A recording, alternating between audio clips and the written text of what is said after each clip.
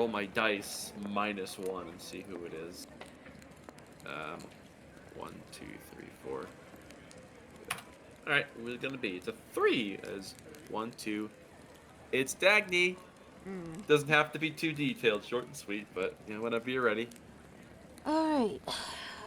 Last we left off, we had come off the tail end of our battles, encountering Fulcrum, who seemed to have the appearance of an angel.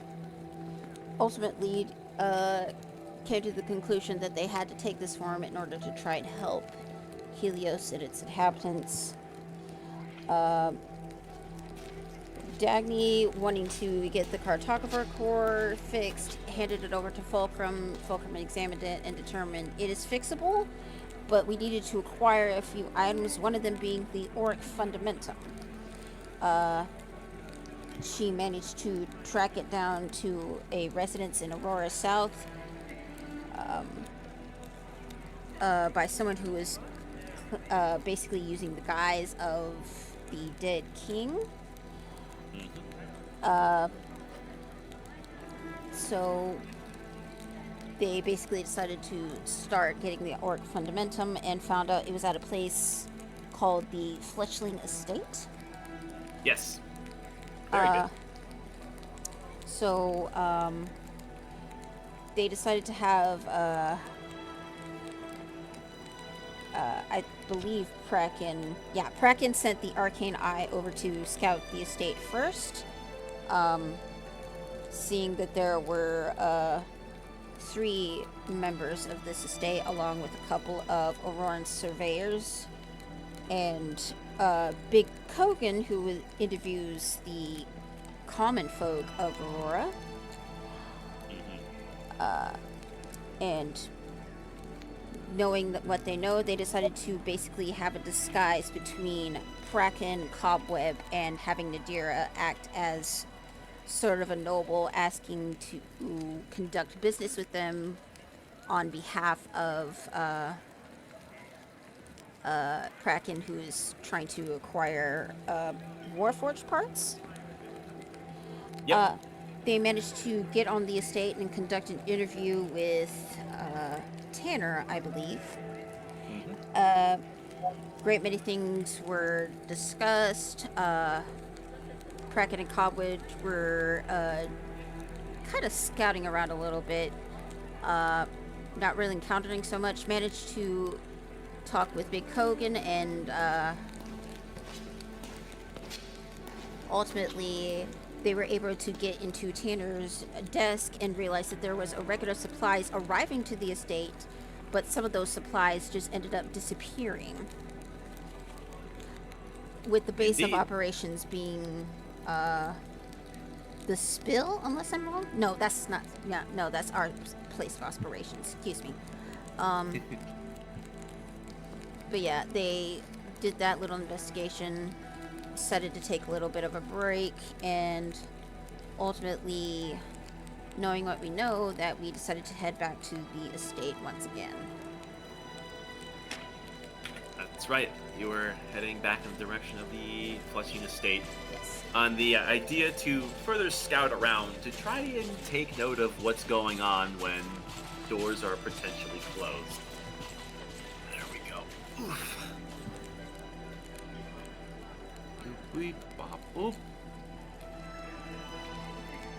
And I believe everyone had a chance to rest, and you're coming straight out from the spill after singing a tune that has garnered a crowd and some notoriety along with it. Perhaps this could be used to your advantage. Time will tell. But as everyone collectively decides to head back towards the estate, you all may roll perception. I bet your eyes are really good. You should use them. That's performance. Fuck. Sorry. Wow. Okay. Don't worry about it. I made up for it.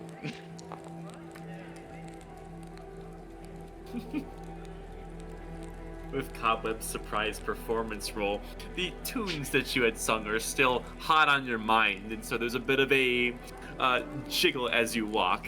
It's sort of bobbing your shoulders from side to side, and You just seem to have a bardic energy to you. Perhaps you can make a name for yourself when all this is over. I As manifest for- 20s in my sleep. God. Fucking 21. What is the matter with you? You seem I too see much. all You your can lies. hear like your own blood going through your body. That's insane. Seriously. In any case, looking onwards up at the ever-present daytime sky of internal Helios, something of an oddity is you can see some turbulent, almost dust storm-like clouds are passing overhead.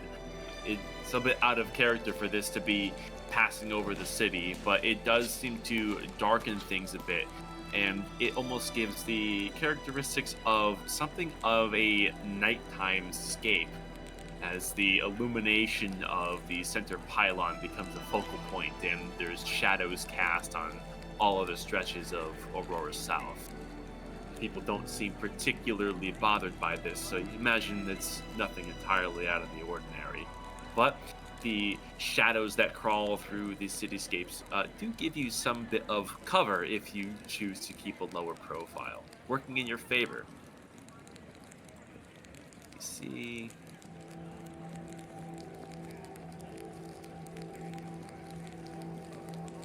Passing through the streets that are now darkened, you do come across something of a series of dancing blue and green lights that are very vibrant in a passing street. And you can see there's a few hurried commoners that are seemingly clearing away from the source. Moving in, you can see that there's an active fire coming from a nearby shop. It looks like an alchemical store has been subject to some sort of incident, and there's a series of commoners that are clearing the way as these leaping green flames would shoot out into the streets.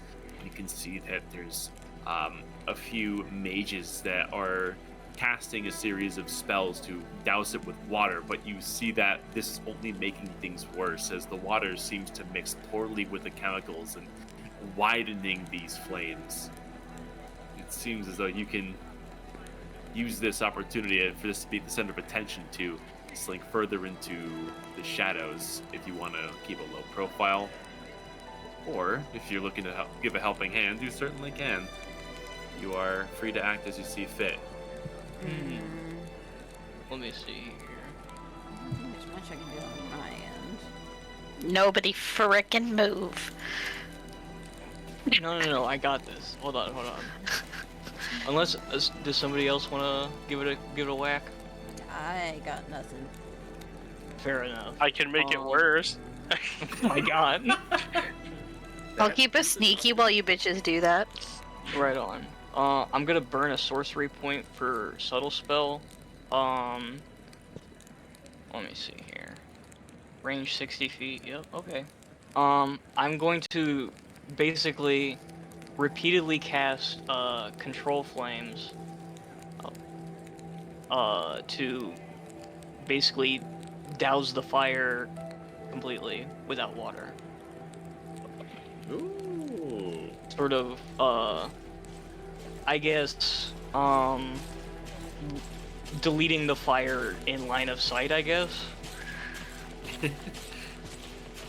You cast your cantrip, focusing on the alchemical flames that are quickly eating away at the shop, and you look over to see that there's what looks to be a few of these shopkeepers in distress. This seems to be a family business, and they're very upset with what's taking place.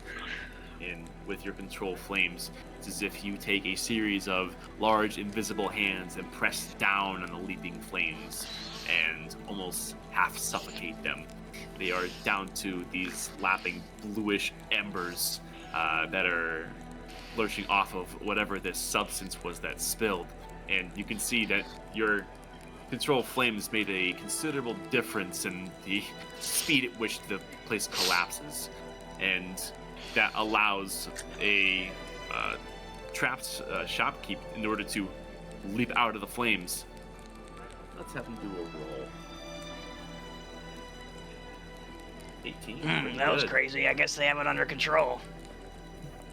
You see that someone that was trapped behind the flames, is able to leap out and manage to stick the landing without getting any of this toxic, flammable substance on them, thanks to your own assistance. And before long, you can see that there's a... Where is it? Beep, boop. Oh wow, it's been a minute, hasn't it? There it is. Two streaks overhead, and you see in a nearby park area these two avatars touch down and form, and quickly move over to assist in dousing the flames. They move directly into the area of the fire, unconcerned with the damage that their forms sustain, considering that this is an expendable shape. And with your assistance, Cobweb, it looks like it's well under control. Excellently done. As soon as he hears the pew pew 1,000-yard stare, we should find somewhere to stake out already. Yes. I think this is enough of a distraction. Yes. Perfect. And you're looking for somewhere to stake out the estate? Yeah, if I recall, there was some sort of defunct shop across the street. Yes. I believe it was a woodworking shop.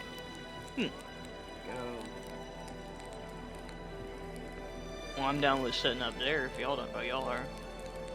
Yep. Doesn't hurt. At least there's something. Yes. Okay. Your DM but a moment.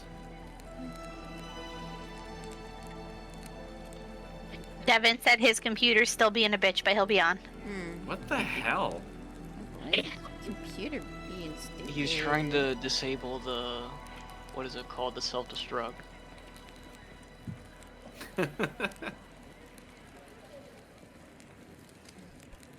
Okay. Heading back down the way you came previously, within due time you arrive in the area of the estates, where you trade a lot of these more middle-class areas for something that's higher end, as the architecture and grandiose of some of these buildings would escalate. Looking back at this shop that you had previously visited, you walk up to find it is luckily in the same condition. It's a definitely in business shop. You can see that there are a few display models of a few chairs and end tables that are very ornately put together. Some of these pieces have these faintly glowing veins coming through the strains of the wood. And you imagine that this is some local, almost magic latent wood that's grown on internal Helios that these woodworkers shape into furniture for those who can afford it. However, you can see that there is to this building a second floor and what looks like roof access as well, should you be able to get inside. However, the storefront is locked up tight. There's display windows and a front door, and also a side door off in a nearby alleyway. Given that there's still the creeping of shadows throughout these streets, you do have an advantage of being in the cover of the shade. And thanks to Pass Without Trace, although you don't make any sounds, given that this is a noisy city, it's more in your best interest not to be seen. Either way, you have the advantage. Suggest we maintain that advantage and use the side door. Okay? Yeah, let's go see if the side door is unlocked. Anybody have any sort of confidence with thieves' tools? I mean, you're probably the most nimble with your fingers here. Yeah. Sure, hand them over. Do we have a set? Yeah, I'll reach into the bag of holding and pull out the thieves' tools. Oh, look at that. Kraken has proficiency with thieves' tools. I'm gonna give you know what? Everyone permission. Someone who... Please take control, Kraken. I'll leave you guys to decide who.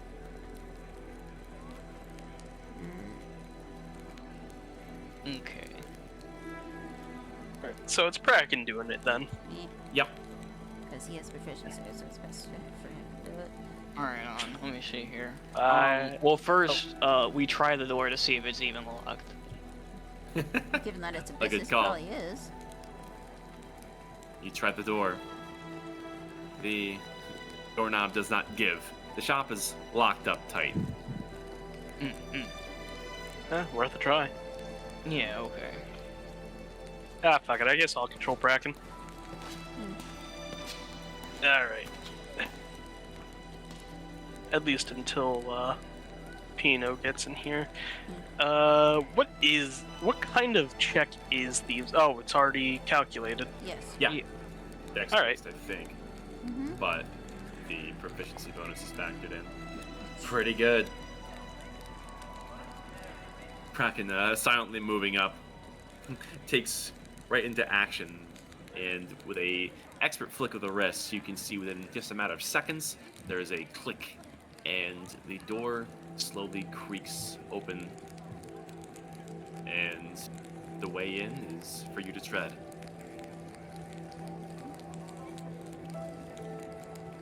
Going to very cautiously walk in. Mm-hmm. So, Okay. you guys want to set up shifts? Ideally.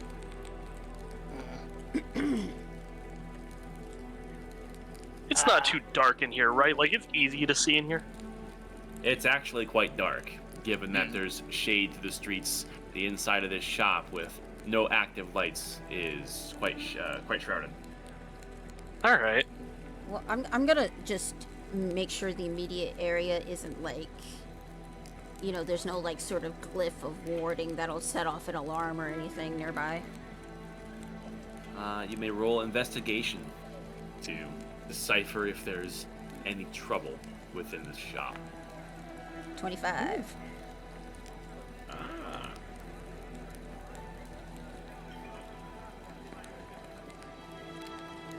Taking a look around, you can see that the area surrounding the cash register area, where money is handled and seemingly contracts are signed, there's a very faint trace of a glimmery line that seems to have something of a border for where that place is. And just judging on the faint pulse and your familiarity with this spell, you are able to gauge that this is some form of alarm spell, should it be tread. Also, additionally, you would notice that off in the far corner of the rafters, there is a small set of faint blue eyes that are watching you adamantly.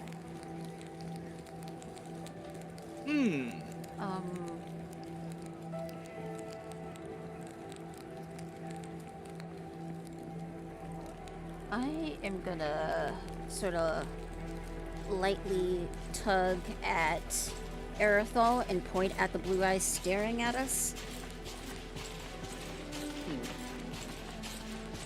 It is problematic. Well, main thing is there's an alarm spell around that register, so do not go over there. I'm going to gather that's probably a familiar of some kind.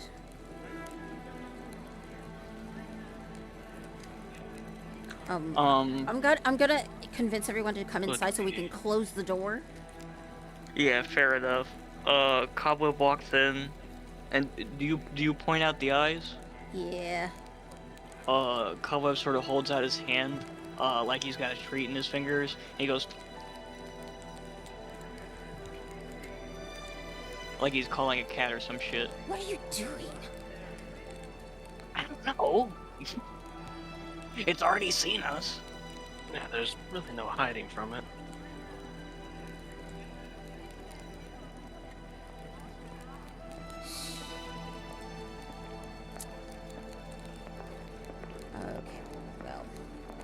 tries anything, we can't kill it because that will alert whoever the spellcaster is if it's unfamiliar.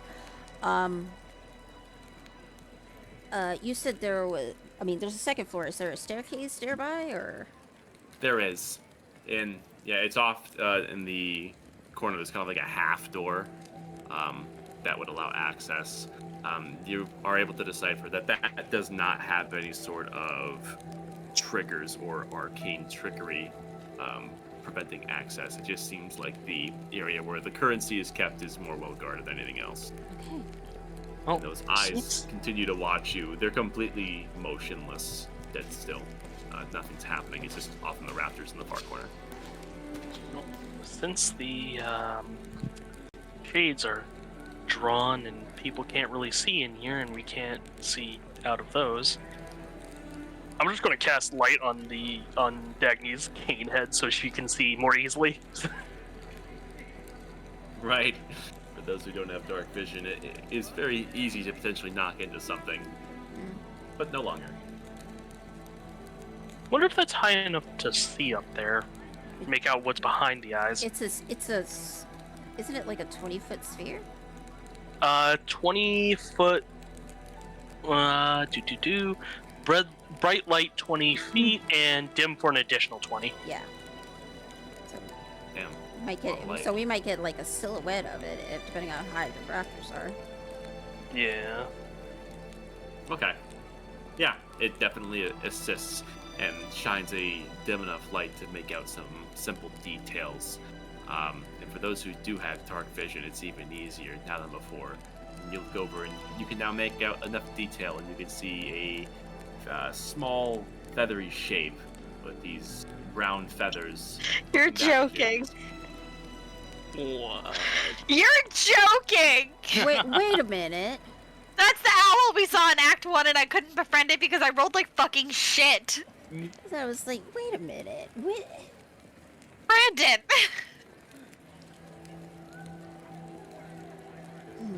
It's a sign. God damn it, I was gonna ask too, but I was like, what are the odds that this thing is down here? Interesting. It's definitely familiar, so let's leave it be. This thing has seen us. If we show that we have done no harm and are merely getting to the upstairs, we should be fine. Let's go, and I'll lead the way to the staircase so we can go upstairs. All right. Right on. Upstairs you go. These stairs are a little bit on the creaky side, but thanks to Pass Without Trace, you can see that although the wood bends, there's no sound that's produced. And getting up to the second floor, you can see that this is something of a workshop, where you can see there's a series of crates, sawhorses, and workshop tools for all manner of different woodworking. There's plenty of lumber that's strewn about, and you can see that there's even off in a few smaller piles some of this more like the glowing veiny wood. It's this lighter wood that has these almost organic looking green veins within the grains of the wood.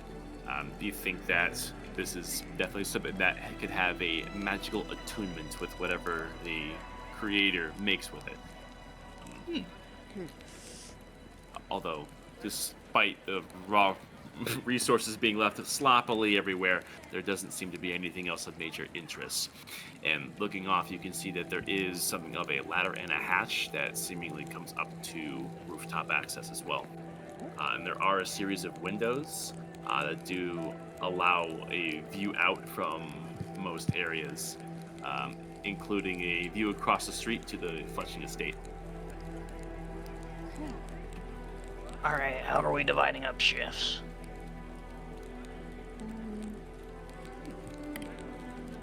Well, it would say 2 and 2, but there's 5 of us.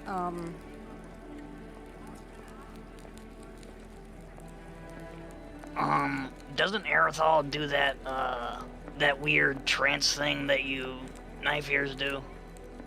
Okay, rude, but yes. Sorry, my fault.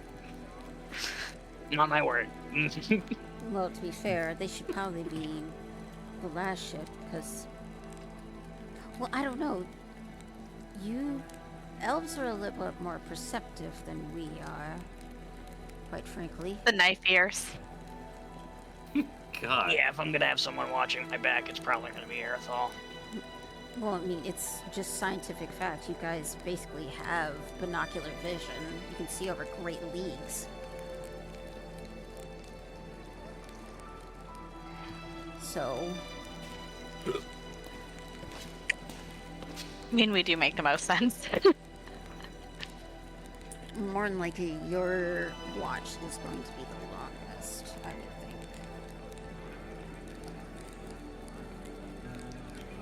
But do we want to keep the elves together, or do we want to just split 2 and 2? That would make I think better splitting sense. makes the most sense. Yes, okay, so... I think Lord Cobweb and Aerithal, then Nadira and I and Kraken, I think will probably be paired with Aerithal again, since he has to only take the shortest of rest to be good enough to watch again. What is it?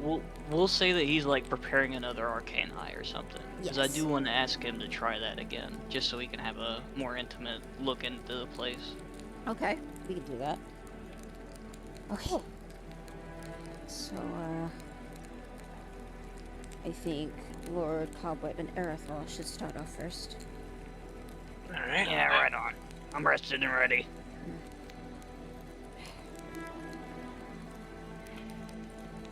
All right, you're with me, choir boy. Come on. As he starts climbing up. I'll follow him. How about that organ harvesting tycoon? I think Helios might just smite us itself if we did that.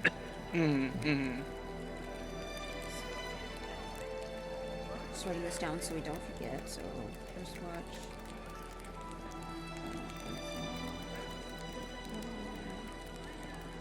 I hope Pino's okay. This computer's just being a shit. Yeah, let me check in with him. Yeah, tell me what's going on with that, because there's ever a person to troubleshoot, you know?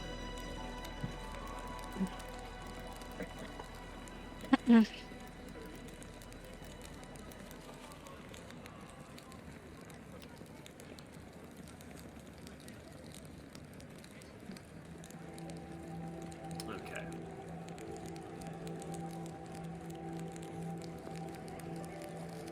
As far as your watch is concerned, are you going up onto the roof, or are you looking out from the window? I mean, Cobweb's going up onto the roof. Okay. Two eyes are better than one, so I'm joining him up there. Alright. Ooh, but now that I'm thinking about it, there's like airships down here, and also things that fly. I'm sure we'll be fine. Yeah, Pretend it's to be a fucking. roof Hey, what pile. are you doing? Vibing? Fuck Yeah. you want? I mean, roofs aren't completely empty. There are some places you could probably... Yeah, fair. I'll pull a Santa Claus. We'll do that. All right. Climbing up onto this roof, and you get a pretty good view of the city from this angle. Not the tallest roof out there, but having a high rise certainly has its advantages. And looking over, you can see the entirety of the Fletching estate as you're about equal with the top floor over there. And you can get a nice view of their very illustrious garden that they have a high upkeep towards, with the red trees and the yellow ferns and the swarms of what looks like butterflies that seem to flock from part to part. It seems like this is a bit of their pride and joy. Perhaps they're boasting off to the other more wealthy neighbors. either way, you can see most of the workings from this place from here. And you also have a view of the entrance bay. So nothing is really escaping by you. You know- And as you watch, you two may roll perception. No, we're probably not going to look too suspicious, seeing as it seems they want to draw an eye.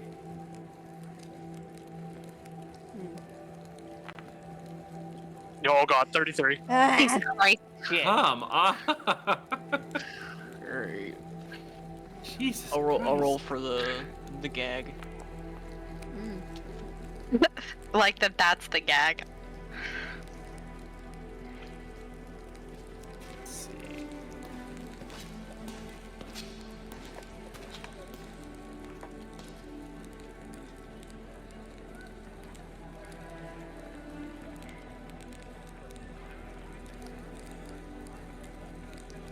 So, Cobweb, Yeah, what's up? how's the eye? Huh? It's there. I'm sort of not used to it at this point. Yeah. It's been a while since I've had depth perception. I would have thought that the, Eye of... I'm not gonna call it Zula. The Eye of Helios would have helped with that a little bit when you had it.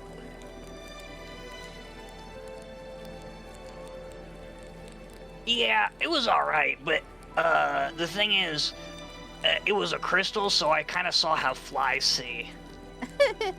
That must have been pretty disorienting. Yeah. Anyway, you want to learn how to play poker? He pulls out a Fucking deck sure. of cards. You got super hearing. We'll be fine. Yeah. He's having an argument with his wife in like 3 rooms away. Alright.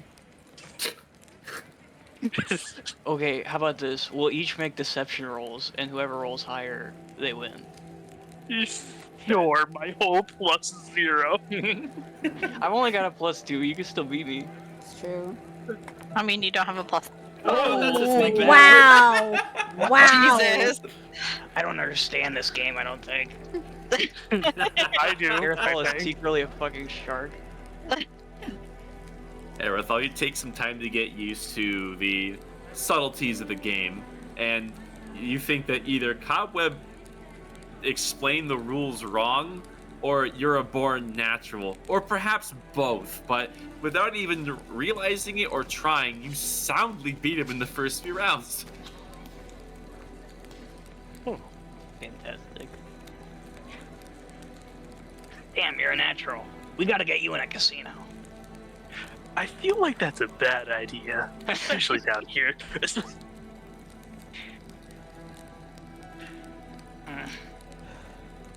You know, it's weird. We've never really had a talk before. What exactly was your life like before? He sort of waves his hand around towards the sky ceiling. Well,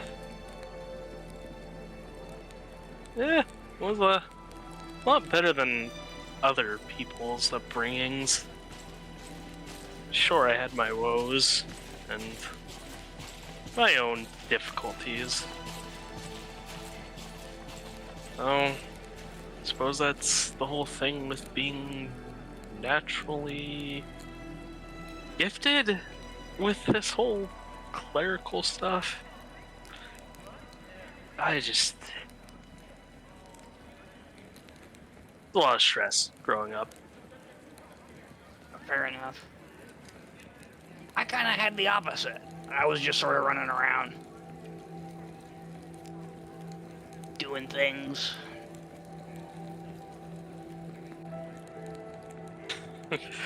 That you got into all kinds of things. Yeah. I was a shithead for sure. But you helped a lot of people too, though. Oh, back in the day, I was a little bastard. Fair. I hadn't discovered my code yet. I was just sort of a criminal. And I mean, I still am. But you know, I'm bougie with it now. I'd say you're doing it for the right reasons too. The whole saving humanity now. In the eyes of the Aurorans, we're all criminals. Yeah. I'm actually kind of curious about that. You helped them with the burning building there. Not that I'm saying we shouldn't help them, just... After everything, you seem to be the most... There he is. I don't want to say forgiving, but... almost understanding, I suppose, with them. Well, I mean, don't get me wrong, my rage boils like the cores of 10,000 fiery suns. However, I just understand where to place my blame. These people didn't have anything to do with the sacking of our home. Although I would be lying if I said when the Avatar showed up, I did not want to go full 8. Knowing our strength, we could probably take 2 avatars. Though, they have a lot more than that, sadly. Yeah, sort of scene like that would only paint us as monsters. And I mean, they don't need any help thinking that way. Well,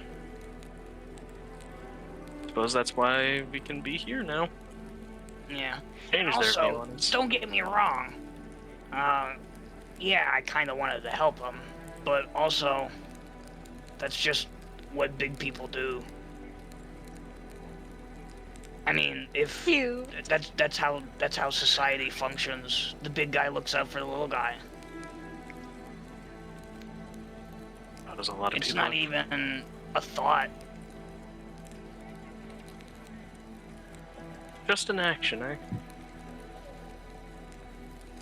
Well,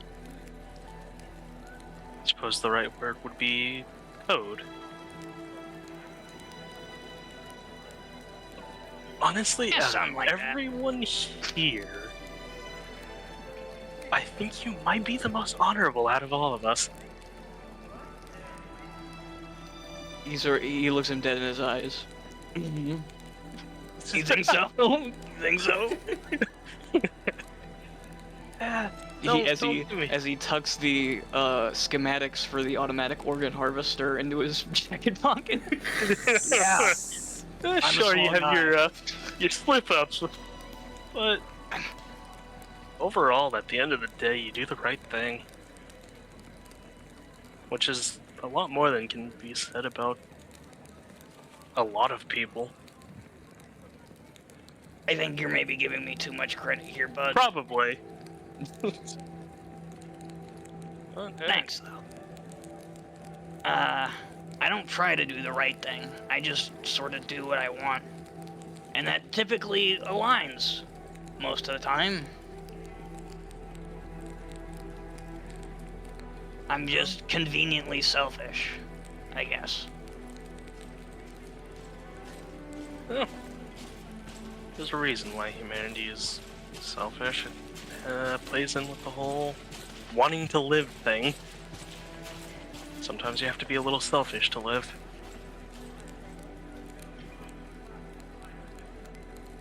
Yeah, I guess, but... I think we just went off on a tangent. We really did. Hello. That's the name of the game. Fair enough. Oh.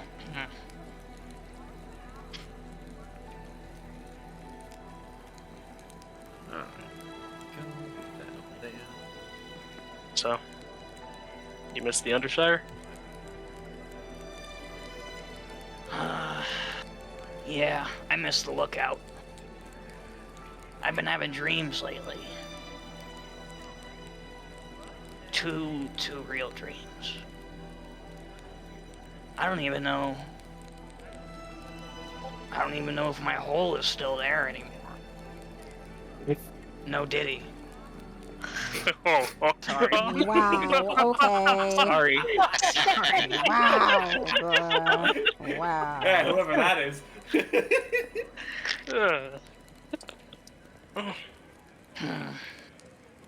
I have hope that it's still there. High Shire and the other Shire. Yeah. I also hope my mom is still alive. That would probably suck if she got turned into paste. But she's a tough bitch. I'm sure she'll figure it out. Can relate to that.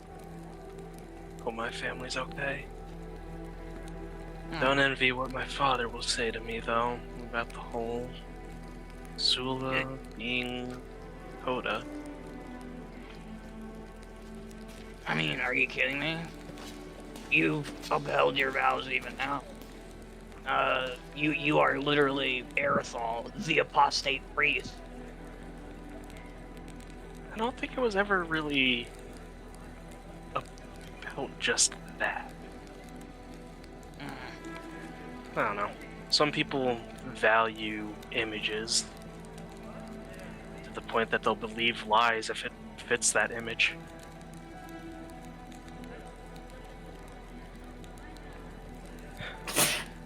Yeah, I can't help you Bless there. you. I had dreams too about that. Hopefully, a lot different than yours. It's gonna be a hell of a thing trying to convince the people of Highshire, huh?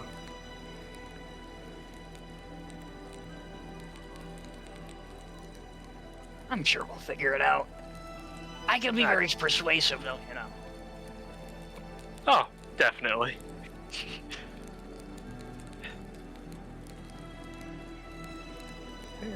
We got this. Even if this task is... Damn. You see anything going on, though? No, you can see he sort of got his hands cupped around his eyes like binoculars. No, just regular patrols. Well, you see, my eyes have an auto-focus function. Fuck's sake.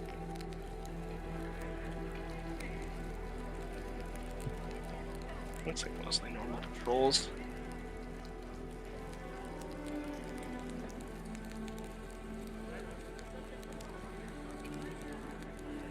Oh shit, I forgot to walk Tin Petty. As he dumps his backpack out.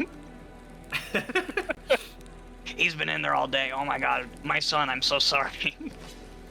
You turn your new backpack upside down, and a bunch of your things come falling out, including Tin Pond, who quickly would spring out from his teapot form into his more true self now that he's a little bit larger these days. He kind of hangs his head for a second, shakes his head, and then looks at you. He can't emote with his face, but there's some judgment from behind the lenses. Oh, I know. Listen, we were supposed to go shopping. I get it. You wanted the... You wanted the new... I get it, okay? But listen. We've got all night to practice. So, you have all the time in the world to stretch your legs. Erithal, do you mind keeping an eye out while we sort of spar around? I wonder if Kraken could help you with a better way to get Tin Pond out of your backpack than turning it upside down. I know, I was thinking cannon, but that might be a bit, sort of too much. Very attention grabbing. I got it from here. You two. I mean, it's more subtle than the trebuchet, but all right. And the gun. And the gun, Jesus fucking Christ. Alright, Cobweb sort of picks up a stick, hands it to Tin Petty, and he's like, they start fencing. Footwork. To the left, guard, parry. Let's just have him do a general. I'll make this a athletics roll to see how he does. Yeah.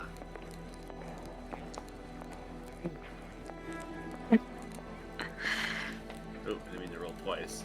Here's the first one. Oh, whoops, my fault. Oh, yeah. I figured you have access to the sheet. You might as well have them. Well, we'll go with the first roll either way. I'm not sure who's You're who. good, dude. But, yeah, 15's pretty damn good. You can see that he's not the simple creature he once was. You can see that he has a bit of more complex memory retention, and there's more personality to how he interacts with you. And as you spar, you can see that he's likely been practicing with his little warhammer weapon on his own, or perhaps he's been taking notes from elsewhere. You're not really sure how to explain it, but it seems every time you interact with him, he's more and more his own form, and he keeps up with you pretty well. What is it? They sort of come to a stop, and Cobweb sort of starts laying into him. I can see you've been practicing, but the solo training, it'll only embed your errors.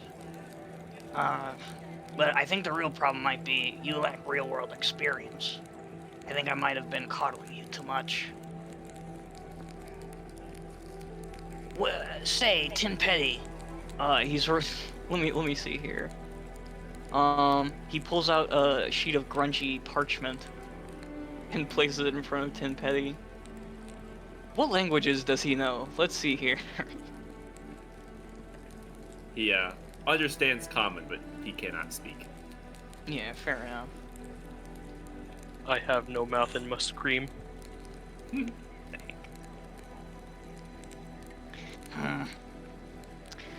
I'm just now realizing I never taught you how to write. I might be a bad dad. Nice.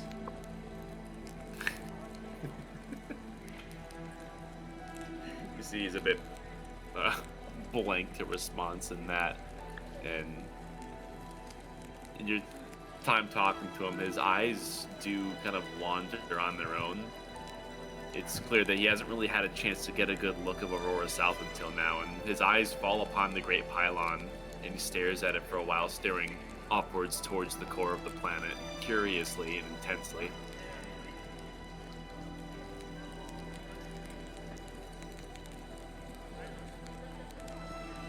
What's got your eye there, bud? He sort of follows his line of sight.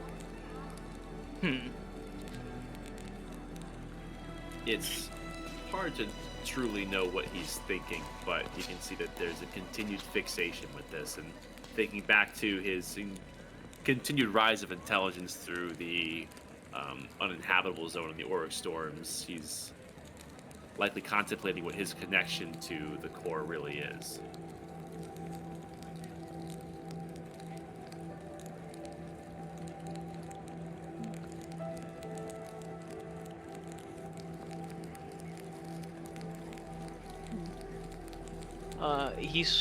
Cobweb sort of just sits next to him and thinks about what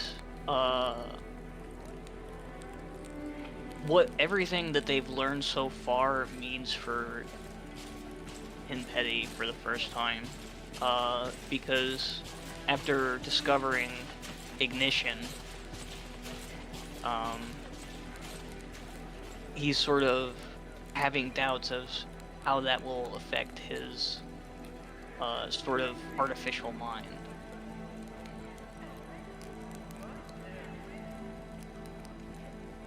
He's just worried, that's all. The thoughts of this prophetic end times are rattling through your head, and given that these are all visions through the Startographer's machine, you've been really wondering how much validity it has, given it sees many futures. But all the same, the more you dwell on it, the more a sense of, I don't want to say dread, but a sense of hopelessness almost. This is something you have to find yourself not allowing yourself to be crept upon, because if it all ends in planetary ignition, what's the point of doing anything? But they're made of sterner stuff, and ultimately decide it's no good to think on those thoughts. And worse off, you don't want Tin Pond to share that energy.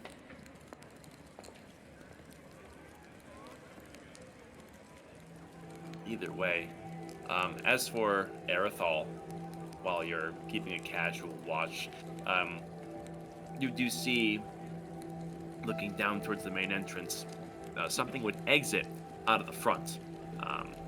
A patron, seemingly, but rather than walk out, it's flying out. It's this small creature that you're not sure if this is another escaped pet or something else. Is What's that in a the fine fresh baby tail? elephant? I wonder what that's from. Interesting. It's adorable.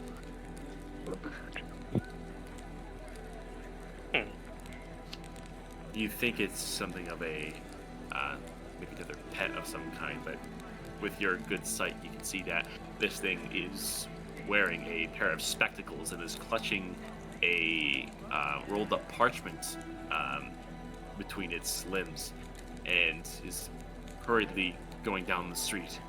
It seems like this is an intelligent creature.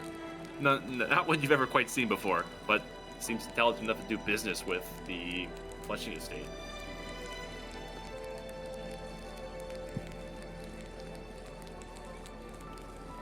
Another intelligence grab. Possibly.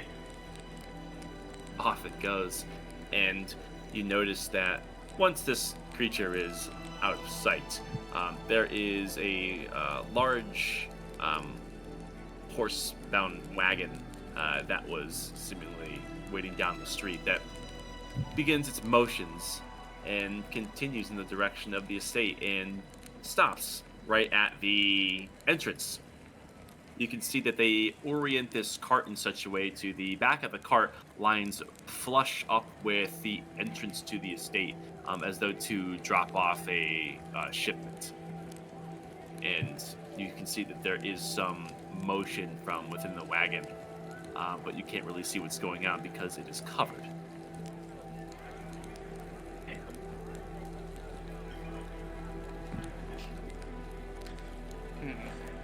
Do I have a spell for that? Probably not. Yeah, no. Damn. Continuing on watching, you can see after only less than a minute after this cart pulls up, you can see that the gardener, who had previously been very lackadaisically hanging around the garden and tending to things and just tidying up the place, walks out into the very colorful, lush garden area with purpose this time. He heads over towards what looks like a large statue of a horned beast that is atop a flower bed, and you can see that he interacts with the mouth in some way, and there is a sudden puff of a large amount of steam that suddenly comes out. It's this thick mist that pools out of the mouth, and you can see it blankets all along the garden area, and you can see how the plants touching this mist become instantly saturated. It looks like this seems to be some high-end system to keep all of the plants well watered and Fucking magical sprinkler. yeah, exactly. And this covers a considerable radius. It's a 60-foot radius sphere becomes heavily obscured. So most of the trees up until their tops, the lounging area, the area where the fountain was, and the area where Jackie was lounging, all become heavily obfuscated. And you can see that everything is now drenched and sodden. And my God, you rolled a 33? God damn it. You mean I see all your secrets? I see all your shit. One final curious thing, after about a minute's time of this mist saturating the plants, is you hear a grinding or some sort of turning of heavy stone. But it's only lasts for a couple seconds and then ceases.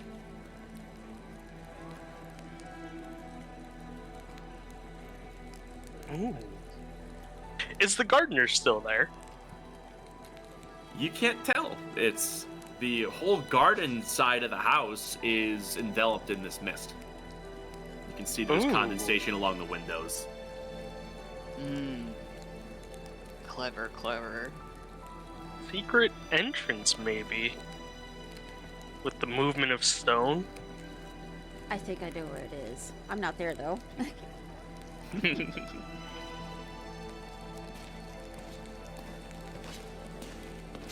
I think Aerithal is just like noting this down on like parchment.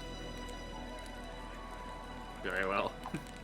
Just kind of like every now and then, just when it came to the mist, just he puts like a little note next to it saying concealment for stealth entrance. And next, when he hears the grinding, next to like noting that, it's just maybe a secret entrance. Real Nightcrawler shit.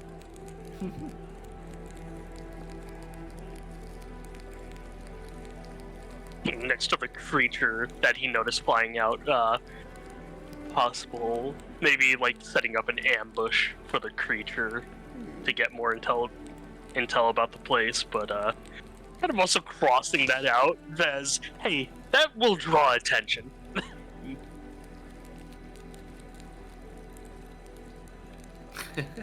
Not if we get us some shiesties, I'm just saying. Alright.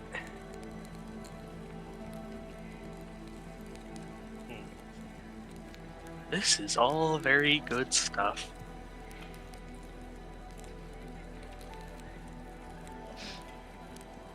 The little elephant man just turns a corner and it's a goblin with a sock on his head and a baseball bat.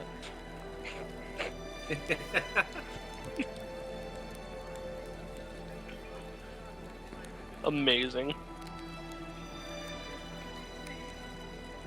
During this time, is for Dagny, Dira, and Kraken. Is there anything in particular you'd like to do, or are you laying low at this time? Laying low. Yeah, laying low. Very well. Da-da. And Aerithal, while this is taking place, the streets are relatively quiet. It seems like this is taking place at a relatively non-busy hour. You're not sure if there's certain counted hours for which people sleep in Aurora South, that this is technically nighttime, independent of the shadows that are currently over the city. But you do see that there is a well-dressed gentleman who is walking down the street in the direction of the shop. You can see as he closes within the 100-foot distance, passing by the Fletching estate, paying it no mind. It seems like this is not necessarily an unusual occurrence. You can see that he is heading in the direction of the shop and is reaching into his pocket, where you can see he is producing a ring of keys. Fuck. Are you serious right now? Just kind of backing out of the sight line and getting ready to go down there. And, warn everyone. We'll also kind of just grabbing Cobwebs and Pin Pawn's attention, just like, hey, guard coming. For fuck's sake. The jig is up! I guess, Cobweb scrambles to his feet, with Tenpenny in tow, and they slide down the ladder. Everybody cheese it! Okay. Yeah, we might have been made, guys. How do you know? guys walking towards us, jingling keys and pulling one out towards the shop. Well, it's not like we're This place- stealing anything. Well, you're right, but this place is Well, we that means that broke this in. place is less abandoned than we thought it was. Well, we can't exactly leave out the back door, so let's go on the roof. Well, okay, I guess. Hiding on the roof. That's a nice argument you have, but unfortunately, I'm on your fucking roof. Yes, the rooftop high-shiners. Jesus Christ. Everyone quickly files onto the roof and closes up the hatch as you make your way up. And being as quiet as you can and keeping your low profile, you can hear that the man does close the distance from the front of the shop, and you can see that hear the jingling of keys and the turning of a lock, as this does appear to be the shopkeep. For those who are peeking over, it's a younger man in his mid-30s with this short, dark hair and these large, round glasses, and something of these more nicer quality overalls. But you can tell that they are definitely good for doing some work in a shop setting, should he choose to do so. And in he goes. You can see that he walks in, closes the door, and you can hear the door lock behind him.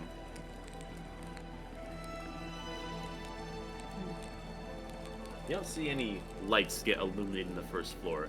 You're not sure if he's going to be opening up the shop pretty soon or if he's here on a visit for some other reason, but either way, the floors below you now have an occupant. Mm-hmm. You're not sure what this means or what it may mean with that owl. We didn't lock the side door.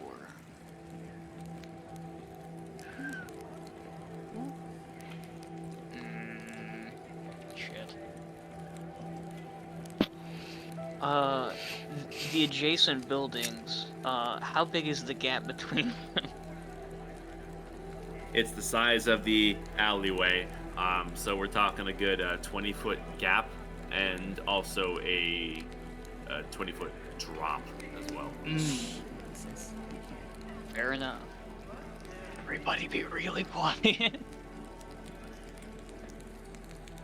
Shit.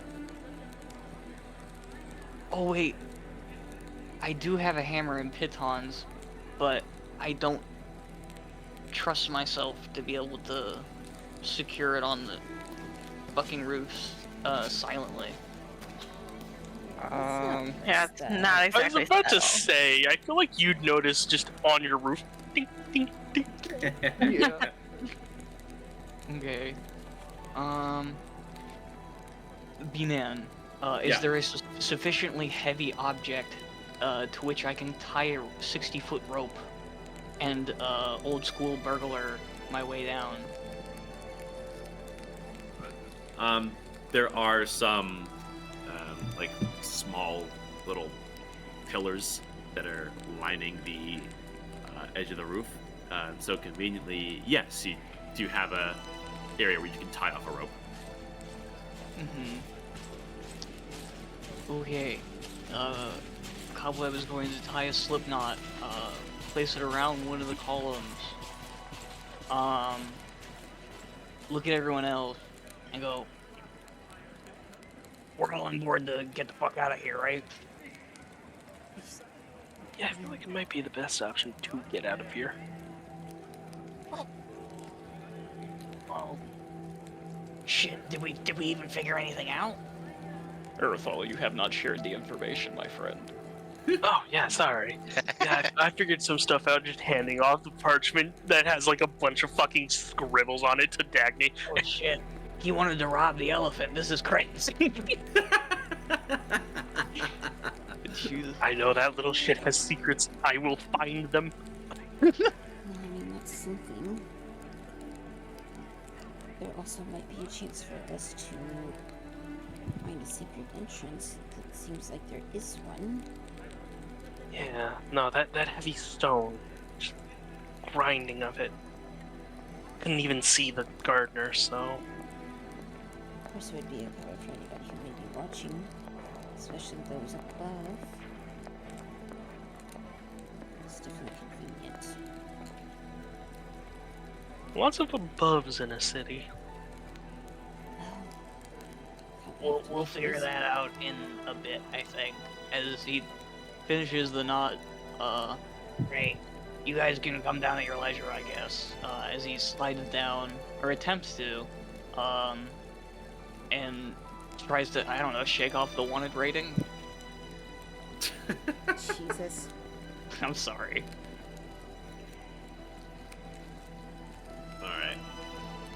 Yeah, let me see. How long does past those race last for? An hour. An hour.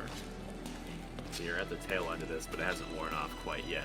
Oh, if you're shimmying down, this still does allow you to silently do so without creating any loud thuds against the side of the building, given it is constructed from wood. And you are able to get down without any issues. Yeah, right on. Is everyone following? Yeah, Bracken will just fly down, yeah. Do we have any ways? That's right, you can do that. You little shit. Do you have any ways to disguise the rope? Because he's definitely gonna notice that. What? The rope. I mean, I'd notice if there was a rope coming off of my fucking roof. Well, here, hold on. Bracken doesn't fly down. Bracken stays at the top of the roof, waits till everybody else climbs down, then just unties the rope and then flies down. Yeah. You know, this most I mean, simple what are you gonna solution do? is That's most for often missed. fingerprints? Yeah, your fingerprints. The fucking Auroran forensics team is here. Yeah, sure. I don't think they could lift a fucking fingerprint off of a hemp rope. Well, yeah, but now you get your rope back. Yeah. Yeah. Yeah, it's rope. Good to go. We waste no resource here. No. Yeah, so they all climb down. Bracken just Dude, unties I it and have, flies I down. have 2 more spools. Just use it. No, he will carry those spools till the end of time. Fair enough. So now we go to the secret garden entrance. Well, Why'd you have to remind me of that movie? Oh, sorry. I know what you're talking about. I mean, does this estate seem like it's like active right now? Are people moving around? Now, from the direction you're looking at it, you had an overview of the garden, which there really wasn't anybody in it at the time, and the only activity seemed to be the carriage that had pulled up flush to the front. So any activity that is taking place right now is inside of the walls, but on the outside and even nearby streets, there doesn't really seem to be anything going on. Did it seem like there was any kind of magical when we were playing espionage before? Did it seem like there was any kind of magical barrier around the house and Now, the granted, gardens? You were playing the role at the time, Yeah. so you have a chance to thoroughly investigate yourself, but for you, Nadira, you yourself did not pick up on anything just at a glance. And the garden's still obfuscated by the mist? As of currently, Fog? yes. Well, I tell you what, That's a good way to sneak in, if though. we figure out how to get in while he's in there, we'll have to skulk about, but also, we may be able to eavesdrop a bit and get a little more information. What if we just could float right into the garden? Would that be helpful? You're correct. That would do it. I could do this. I have a 6th level spell. I guess I could cast this on all of us, right? Up to 10 willing. We're willing. Right? What? Yeah, I think this will work the way I want it to. I want to turn us into little clouds so that we could just go float into the obfuscated garden. B-Man sitting No there behind shit. the DM screen. He's sitting there like, You fool! You just flew right into my penis explosion barrier. My what? That was a whirlwind of a sentence, man. Yeah, every time, Oh, bruh. Every God. time. Sorry. Don't apologize, It's wisps bro. of cloud. Mm. 300. A flying speed of 300 feet? Yeah. Jesus That's why I was like, Christ! can we just float into the garden? Dude, Oh, that's not that's wind floating. wash. We're like What? And it's Yeah. and it, well, and it's foggy. It's cloudy in there. We're gonna blend right in. Yeah. True. Oh, essentially. and you can take the dash action for what? A casual 600 feet per 6 seconds? Yeah. It lasts for It Let's lasts go. for too, 8 so- hours if I wanted it to. Holy Yeah. fucking shit! That's a spell and a half. Mm. Okay, sure. I assume you're just kind of fucking going for it, huh? Wee. Kind of going for it, and then obviously because we have so much flying speed, like until we get over to the garden, like blending in with the natural mist of things Mm-hmm. is sort Okay. of the plan right We now. become a fart in a hurricane. Mm. That was my plan, at least. All right, I'm winging it. give me a second here. Okay.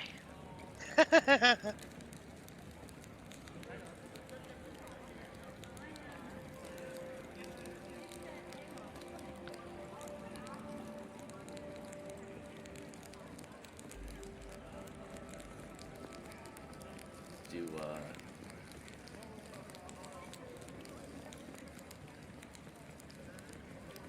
Wait, does that say what I think? What? Wait a damn minute. It can do that? see him there? Okay. It's a horse. It's a horse, of course. Mm-hmm. Beep.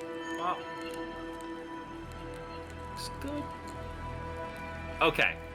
The 5 of you are currently in a gaseous wind-like condition at the moment. Your forms give way as the Dira's spell would latch onto everyone else, assuming no one is protesting to her idea. Nope. I wish to become one with the wind. You know, no. And with that, you can feel your physical form suddenly be overtaken by a powerful energy that invigorates it as you can feel yourself become more loose. And all the weight that makes up your form and all of the metal around your bodies just seemingly becomes one with the air as you begin to flow and ebb along with the light breeze coming through the city streets. By now, there's a gentle leak of this mist that is creeping down the streets and saturating the cobblestone. And you, as now 5 wisps of wind, will blend in without any issue, leaving you free to move. Okay. Oh, whoa. The textures on the map aren't loading for a minute. It's like I can still see the shadows and stuff. Is that right? Is that happening to anybody else? Nope, my shit's good. I am assuming good. my stuff's Maybe good. I don't reload. know what he means by Maybe that. that's it. Why don't you reload your... Yeah, you get the ready to just reload.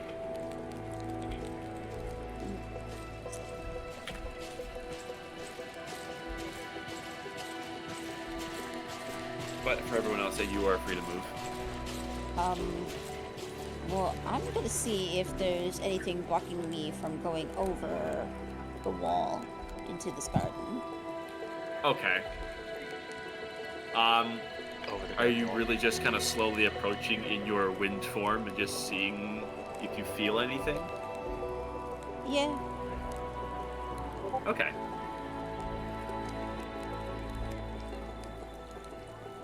You begin your approach, and you just slightly creep over to the crest of the canopy. And getting near towards the fence, you do feel a bit of a almost electric sensation that courses through your gaseous self. But lifting yourself up higher to the canopy, you find that there is no such sensation. So So as I'm going up, there's nothing. I don't sense anything. The sensation does not go past the physical fence, which is a good 15 feet high. As you go up higher, you find that there's no sense of barrier nor hazard. Let's go. Yeah, I'm just gonna go 30 feet up, and I'm gonna go over. All right, show me your moves. Oh, hello. There we go. Oh, And yeah, no. I say just as you're- loaded in. It's still acting wacky for me. Yeah. I don't know what to tell you, buddy. Yeah, fair enough. Like, is this tree high enough for me to kind of blend in with it in the mist? We are Absolutely. clouds. Okay, I will kind of undulate myself through the tree before I kind of mix in with the mist on the ground. We are the cloud, and the cloud is we. Yeah. Are there any windows on this side of the building, the garden side? Now, this fog cloud here, this is still heavily obscured. However, you okay, can well, make out. Because I scouted before. Would I have remembered that? When I went around with my whole arcane eye looking for openings and windows and stuff? None on the first floor. Okay. However, you can see that there is a shape moving through. And you can collectively identify that this is Sinclair. And it seems as though he is heading in a direction towards the fountain. And before long, again, like, you can't really see much of what's happening, but it seems as though he is stood almost as if waiting, and he gives a dismissive hand, and boop. You see off down towards the lower section there is another shape that begins to move. As this surveyor, would you be boop, a Misty Step?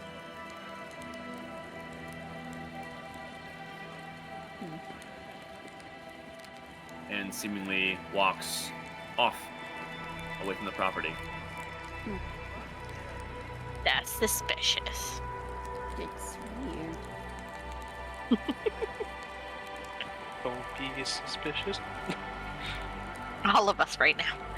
After a while, he continues over here, surveys the place for a little while, and then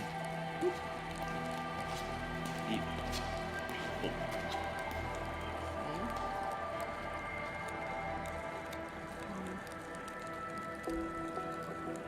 I'd like to float down here to where that surveyor just came from and look for any, like, I'm trying to think of the word I'm looking for, like patterns in the ground that would indicate that it is all one connected piece versus actual separate stones that were laid, to see if there's any kind of door or gap that this bitch could have just came from.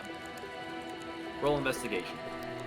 Oh, with my whole +0. Hey, Not bad. I'm smarter as a cloud.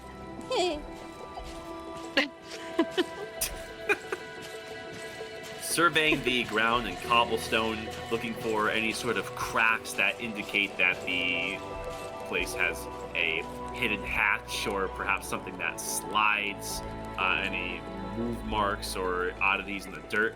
You come up empty-handed. Oh shit. That's a good thing. And a bad thing.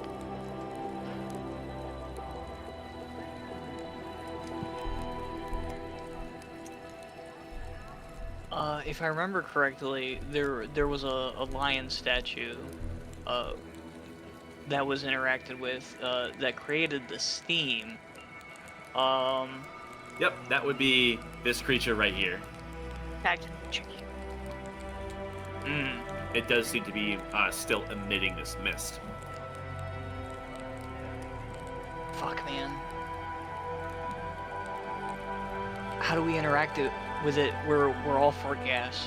we can't do anything. You would have to concentrate for a minute to return to your form in order to interact Your with form. Yeah. True, but there may also be more stealthy critters lurking in the steam. it. Yeah. Well, and it's worth fully scoping out before we make any decisions on what we're. Yeah. Which I did just realize reading this, that you can revert back and forth between this cloud form and your normal form until the spell ends in 8 hours. Yeah. So flip back and forth as you will. Yeah. I will say, in addition to your investigation roll, Nadira, you didn't find any other figures that were hiding among here. You appear to be empty, or yeah, it's alone in the garden right now. Okay. Okay.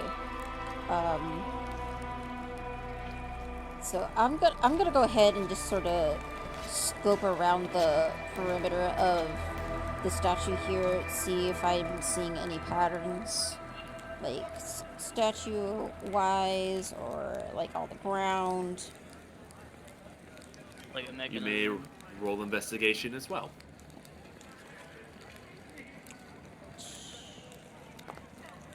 Oh my god, 12. Now you can tell that there's definitely some fine work that has gone into this statue to create this system. And as a creature of wind, this is a pretty good amount of force. It's well engineered, and there's definitely some mechanics on the inside. But as you creep around it and kind of snake your wind form along each crevice, looking for something more, you don't find much in terms of a secret passageway per se. You do find a small hatch in the back for which this could potentially open up. But I don't think you can interact with that in your current state. Not in my current state.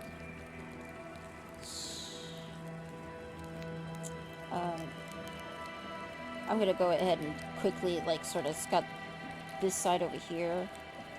Make sure there's no one nearby before I do anything.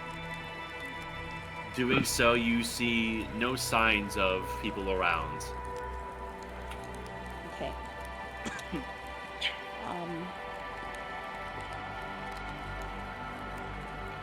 Okay, I'm gonna kinda... Yeah.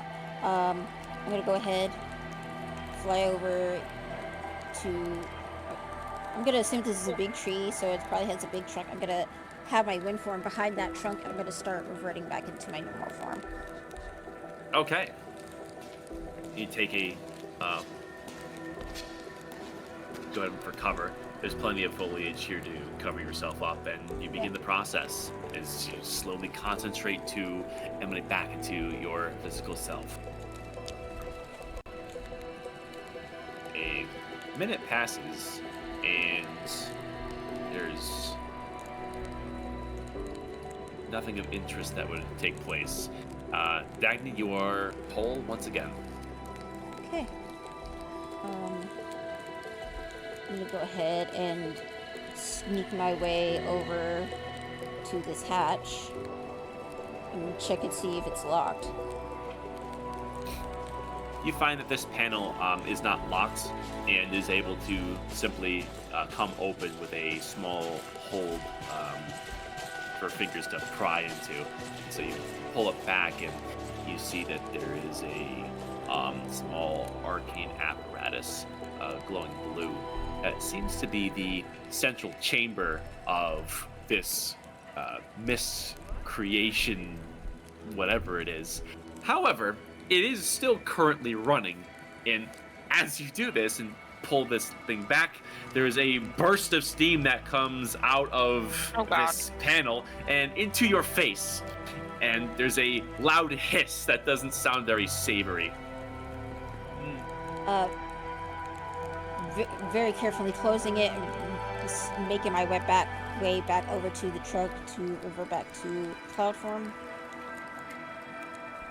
It's only a matter of moments before you do hear a door open once again, and for those in the mist, you can see a familiar silhouette as a gardener re-enters and quickly tends to the statue, seemingly investigating the noise that was just created. He looks around and he inspects the mouth of the beast, and you can see he gives it a thorough once-over, and B-Man, as he's inspecting the statue, Yep. I would like to burn a sorcery point to remove the verbal and somatic components from this.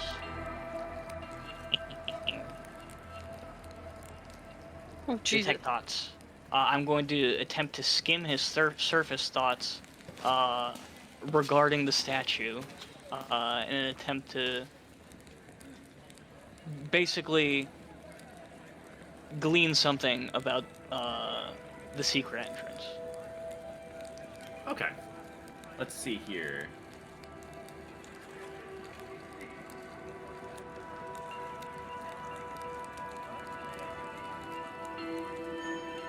Okay, so it's just surface thoughts, no thing required. Gotcha. You peer into his thoughts, and you can see that he is a bit skeptical of the condition of the mechanical aspects of the statue.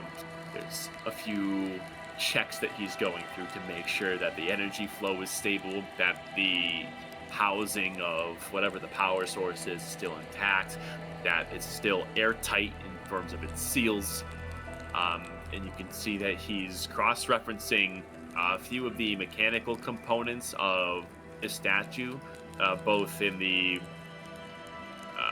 like moving parts aspect of things, like with the back and the magical. It's a mix of components with this, and he's referencing it with the components of the water fountain, which you gauge he recently serviced.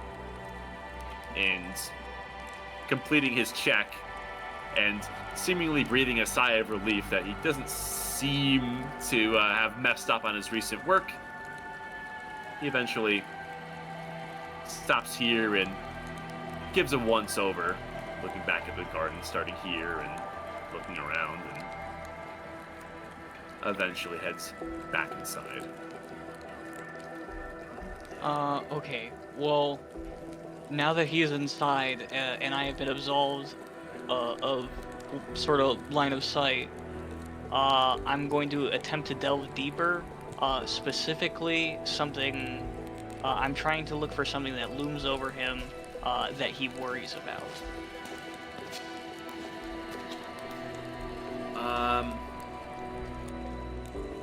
Okay. I'm trying to hit on some sort of information. Otherwise, this guy might just not know anything. Okay, so He does indeed get to make a Wizzy save to... Okay.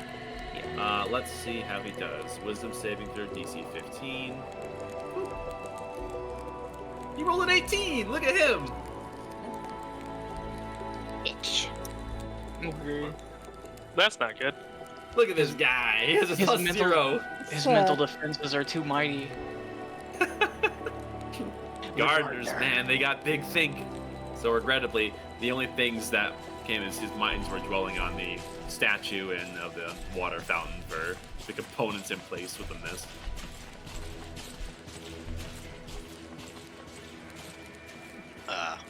Okay. While he's doing that, I'm gonna assume, like right here by these steps, that there's like a door leading in, correct? Oh, yeah, heading up the steps. There is a locked door. Okay. Is it flush to the ground? Am I able to tell that?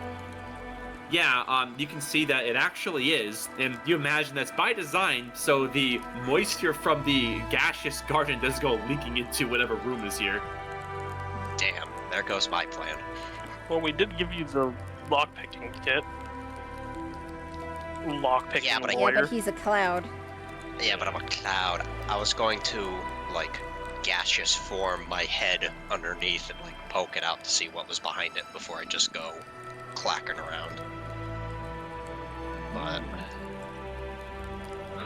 that's probably what we're gonna have to do anyway to really do anything. Is there like a keyhole or anything like that? Or is this some sort of other like mechanical lock? There is a keyhole. I'm not really sure how small of a space you can go through though. I don't know. Usually It when doesn't it's stuff- actually specify. No. I mean, like usually when it's stuff like this, it specifies if there's a minimum you can squeeze through. If we want to just do gas. I mean, if it turns you into a fine mist. Well, I'm I just gonna assume, look up like- gaseous form, Mm. the actual spell. That's See what kind that of where does. I'm. Because I'm assuming that's what we are. Mm. Pass through small holes, narrow openings, and even mere cracks, though it treats liquid just as their solid surfaces. Yeah. Yeah, so there's that. If you want to, you want to use the gaseous form spell to dictate that. I know I like there. When I was looking it up, there wasn't really any kind of discrepancy, which is sort of why I was fudging it. Let's see.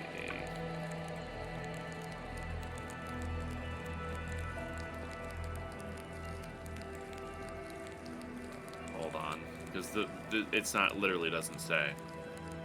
Yeah, that's why, because it says assume a gaseous form. I just looked up the gaseous form spell. Yeah, but this isn't gaseous form. Yeah.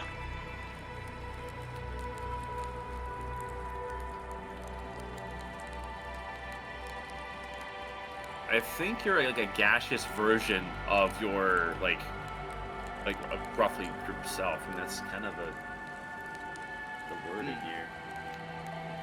I don't think you can minimize or I don't think you can change your shape unlike gaseous form. I'm just gonna stick to what's written here.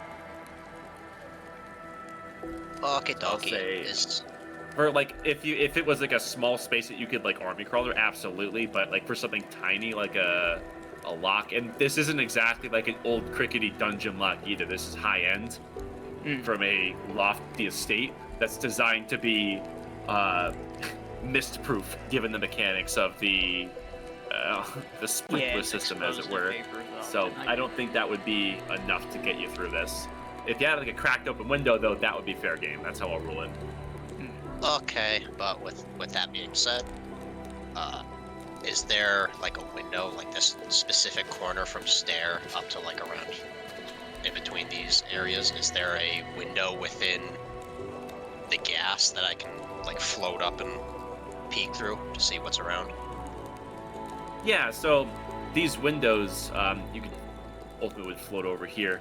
You can see that they're able to see through into the second floor, and it appears to be something of a combination between a business office and kind of like a spare bedroom, where you can see there's a bed tucked in the corner, with a couple of longer desks that are strewn around the backside of the room, where there's a series of scrolls and ledgers that are open, seemingly like recent work that's being done, as well as a small amount of masonry tools that are tucked away in the corner, and a bunch of pens and quills and wax seals and raw wax to work with as well. But from this distance, it's difficult to make out anything that's actually written on those. Alrighty. Anybody else? Okay, I'm gonna assume I got back to my, wispy form, and... Okay. Yeah, by now you would have the time. Alright, I'm gonna go ahead and make my way here.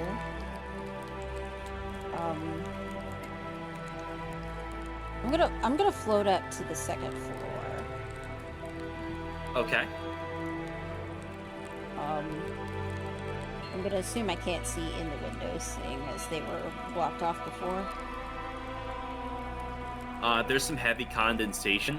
However, you are able to press up your gaseous self up to it, and you can see inside.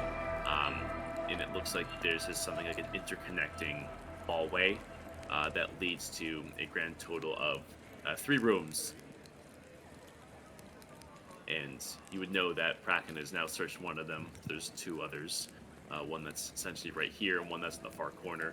And then this area here, second floor, is basically like a second floor patio.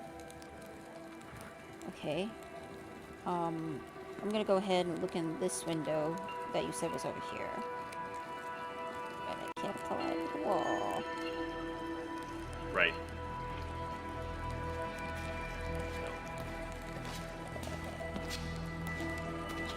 Flip my ass around. Eh!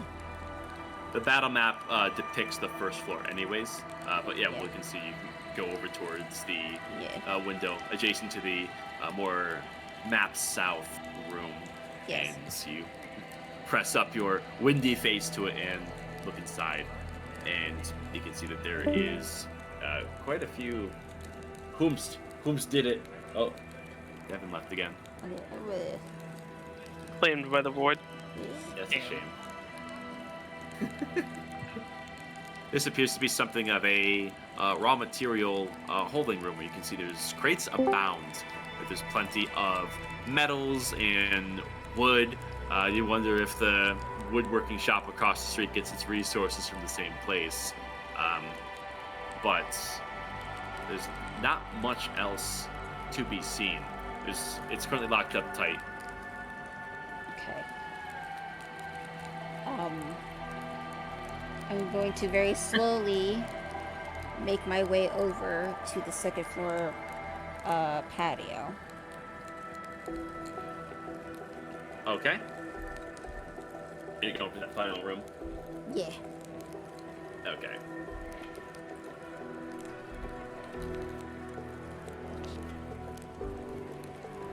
You can see that the curtains are mostly drawn on this one. So why don't you roll perception to see if you can make anything out on the inside. Okay. I'm going to go ahead and use my inspiration to give myself advantage on this. Very well. Right. Good thing, too. Okay. It's not a 6. Fucking Foundry's being a bitch to me. Yeah. Hate the game.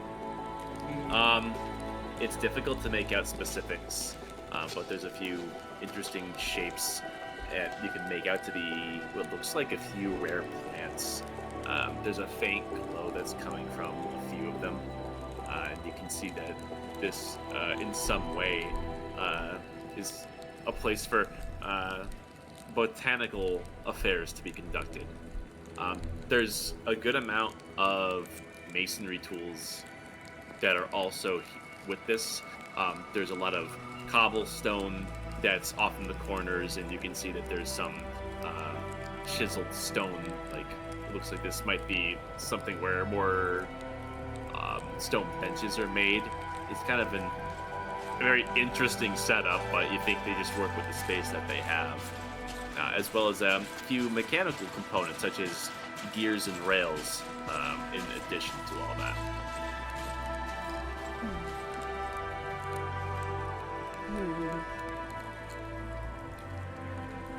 Interesting that all of these pieces would be in the same place between plants, stone, and mechanical parts. I mean, that makes sense with what we were hearing.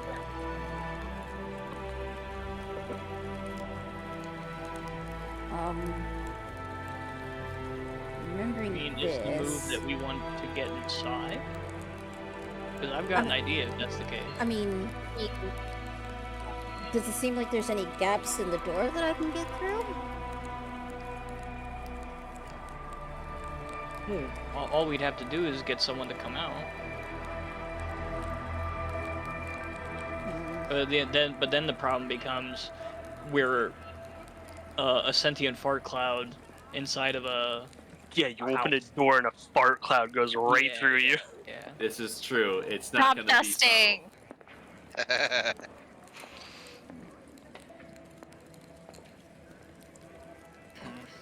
Lord,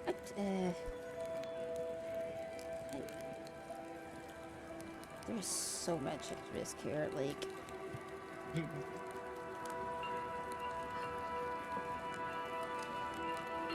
well, I'm not gonna go into my normal form because that seems already dangerous enough.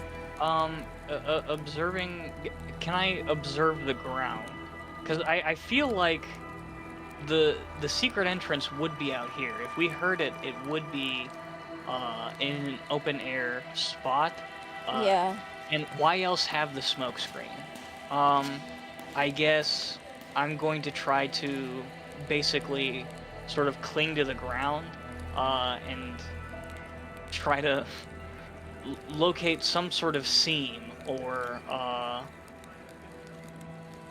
sliding mechanism or something. Okay. We'll say that you're doing this over a larger radius here. So, Yeah. let's call this perception. Gotcha. Let's see.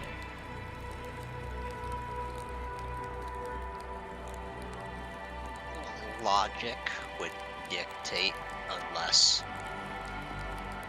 like weirdly different 30, door. 20. It'd probably be like this or this. Yeah, but he pointed out the out of game. He pointed out the benches. I'm gonna guess. Said there was benches, plants, and gears. So I'm gonna guess the hidden entrance is probably under a bench somewhere, maybe, or the mechanism for it, maybe. Now, Cobweb, you are adamant of the ground, looking for anything and kind of picking up where Nadira left off. And with Nadira's previous check and your good roll, you do notice, given that you have had your fair share of tracking people in the Undershire, there's a heavier amount of foot traffic that revolves around this water fountain area. And you do recall that there was a almost constant presence of surveyors who would hang around in this particular spot. See,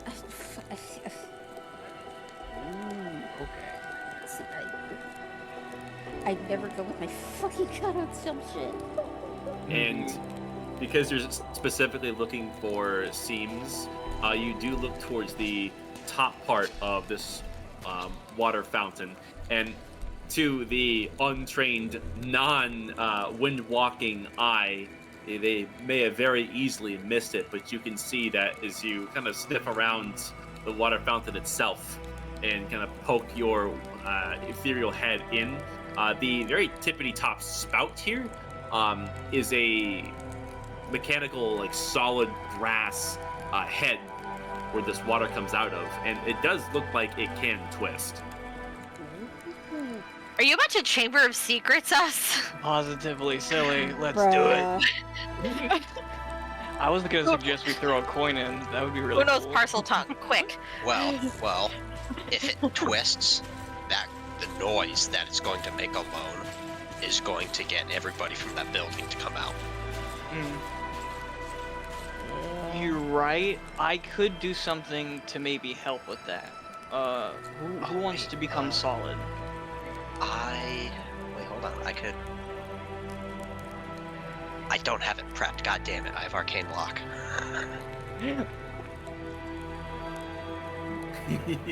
You do have a chair right here. Do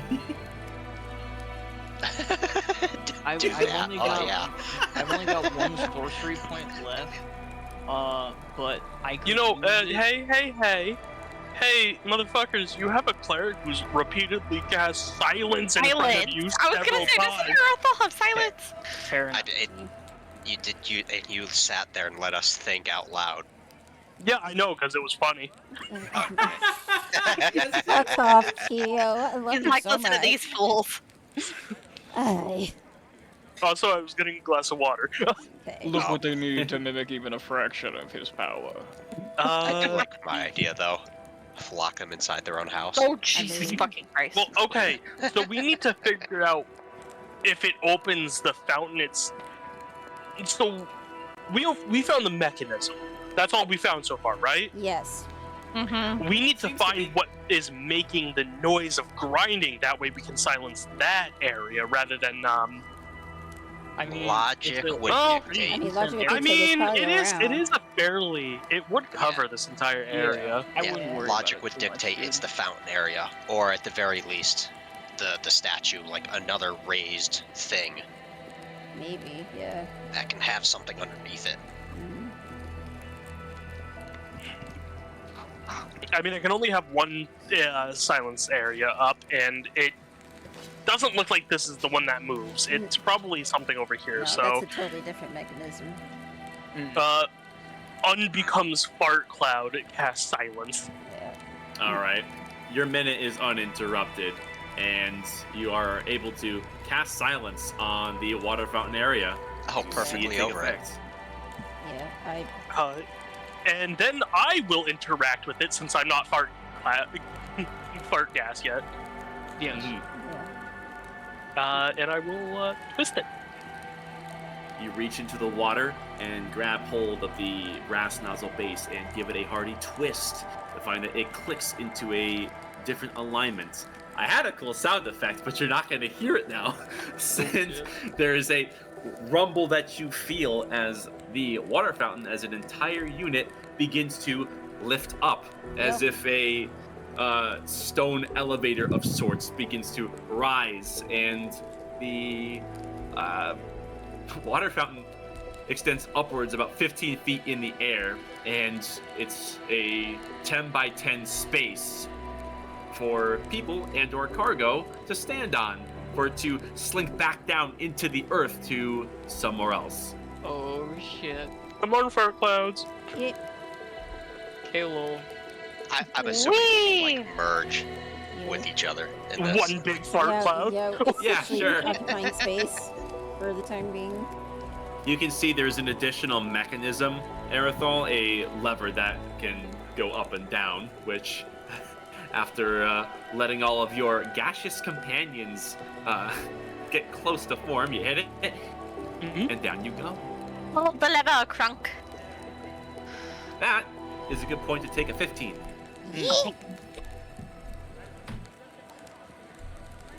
We overthought the shit out of this one. Yeah. Everyone set? Yep. Yep. Hello. What about Luna? Ooh, the alcohol. Ooh. Ah, Luna's not ready. You jeez. think I wouldn't That was see? that was not like a good couple of noises to hear. Just ooh, the alcohol, and then just like somebody throwing up in their mouth. Mhm. Damn. I got don't have these. I got these alcohol-infused cheesecake desserts that live in the fridge, so they turn into like or freezer, so they turn into gelato, and like, God, is the booze strong? Honestly, Milk that and sounds alcohol, pretty, that was that your sounds first pretty good. mistake. I think I let Brandon try it, the salted caramel cheesecake one. Oh, that shit was fire! Oh, yeah, I know what you mean. Yeah, I'm dying. What? How many have you had? All of them? No, it's only like one little thing, but infused in it is moonshine, and then in it is moonshine apples. Mm. God damn. Ah, It's so tasty. Where do you get that shit? I'll send you the link. the store, No. the online store. Ah, Yes. it's the Beneath the Fountain store. Speaking of which, everyone descends. It's the homeless man behind the dumpster store. Yeah. Now, hold on. This, that, scoochies. There you go. You can feel the grinding of the mechanisms that allow this fountain to raise and lower. had you had not silenced the mechanism, this would not be a quiet process. And you can look and see that there's some metal rails and turning gears that seem to give function to this fountain. And as it begins to descend, it's lowering the compartment for which you are all tucked and would lock with the ground once again, revealing a very small way forward. There's a 20 by 20 stone room where you can see there's a series of crates that are stacked up on either side, and dead ahead is a shining bluish white portal in the wall that seems to go somewhere else. It's big enough where a lot of these larger crates can be brought through. As if you were to fit an entire small carts into this elevator, you could simply walk it through. Well, I guess that solves the problem as to where the missing stuff is going. Yeah. No telling what's on the other side, though. Well, only one way to find out. Nothing ventured, nothing gained. You guys. Why don't want the to go gaseous first? forms that are resistant to damage go first? Oh, fuck. Fair enough. Yeah. Well, I think at least one of us should stay gaseous, because then if we go through and say like a fight out of game, if we go through and a fight happens, we have 10 rounds we'd have to do to change back from being gassed a person. Fair. I vote the squishy wizard does. Yeah, it's probably for the best. I could probably take it. I'll spend the minute to become solid again, just so I don't have to keep burning sorcery points. Okay. How long is concentration on detect thoughts, Cobweb? Let me see here. A minute, it looks like, scrolling A up. minute, yeah. Oh. It's for sure over by now. Okay. So, yeah. To be clear, the only person retaining gaseous form is Dagny. That would be the Mm-hmm. plan. Yes, that's the idea, yeah. Very well. Everyone takes a moment to solidify. Right on. Sangria, that checks out. Shut up. If I want to get white girl wasted, I will. I'm an adult. I'm an adult. I am the elder. And a yawning portal lay before you. You're walking through? Go away. Yeah, why not? Okay. Everyone walks through as a group with a gaseous Dagny. And then you step through, enter somewhere else. Well. Whoa. Oh. Oh, hello, white lady. Stepping through to a completely different environment, you feel a shift through the air as the portal takes you to a rather decadent landing before you. There is this white crystalline marble that makes up this large space with these pillars that seem to reflect these braziers with this brilliant blue glowing ethereal flame in 3 places. You can see tucked away in corners are a series of different manners of cargo that have made their way to the other side, including this entire cart. Looking around, you can see that there are staircases leading down, doors leading forward, off to the left side, and a far one over to the right. The air of this place emanates something powerful, and it seems like the crystalline marble for which this place is made of has some form of prominence to it, an unspoken purpose that has yet to be realized. That's not too loud. However, there is someone with you, as it looks like there is something of a commoner who is tending to some cargo. It looks like she was just tidying things up, where the shutter of the portal would quake as the 5 of you step through, and she spins around to see your arrival, and you can see that she has a somewhat welcoming, but also a little bit of a confused look on her face, and she speaks. Oh, hello.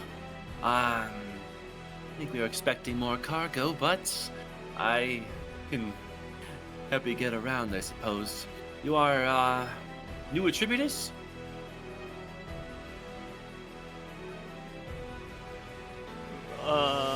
Danny kind of flits around and kind of blows past Nadira to kind of get her attention to speak.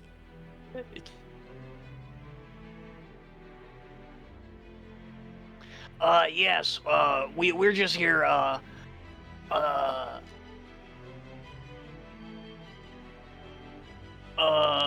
go to sleep. What? Holy shit! What just happened? He used eyes of the Make me a forgotten. Make me a DC Oh. 15 Wisdom save or go to sleep. Oh no! All right. Are you That's kidding? awesome. Sucks to suck. Oh,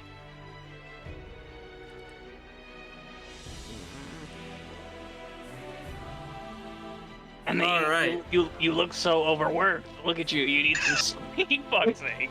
You raise your eldritch eyes of the Forgotten Ring and cast something towards her, and you try to command her to sleep. And you can see that she's able to stave off the effects. There's a flicker coming from the braziers as you do this in response, and you can see that her cautiously optimistic expression turns to genuine concern. What are you doing? Well, what? You what? wait I right just there! Stop her! Stop her! I cast hold person. Oh, oh, that fuck. works too. Okay. This is escalating very quickly, and I don't like What? it. Why are these peasants so wise? What's going on? Also, silence ends. All right, you're casting hold person. All right. I swear to fucking God. Yes! God damn it. Oh, let's go. She goes to reach. Yeah, she's a fucking commoner. Yeah, She but goes she to passed reach the for other this thing. door when the air around her shudders and grips her tight to form, and she freezes in place. And you can see that she is distressed, but cannot proceed any further. Okay, Cobweb, do you think you can do what you're good at, just non-lethally?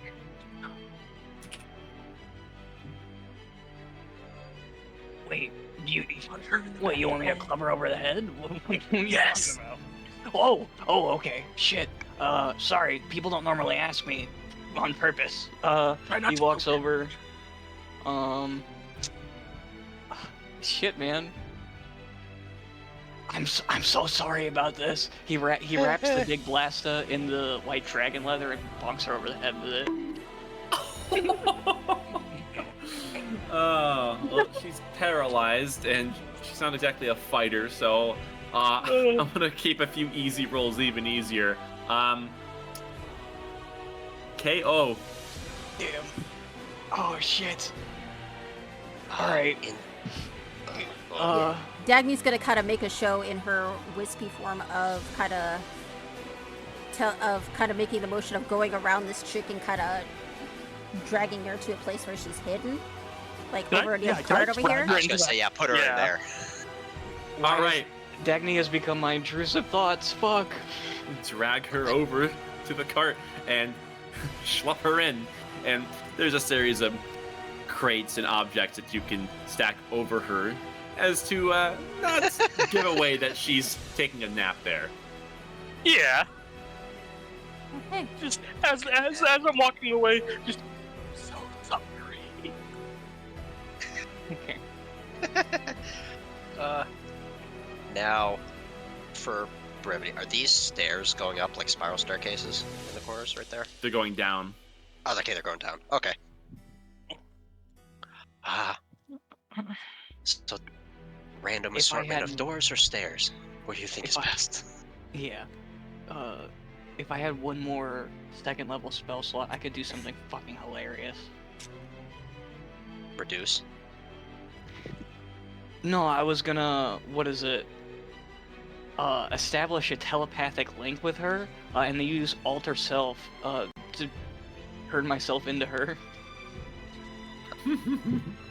Huh. But no, that would not work in this scenario. Okay, well, I assume that we have to work quick. So, Daddy will gotta float over towards this staircase over here. All right. You look and you as can good see a that direction as any.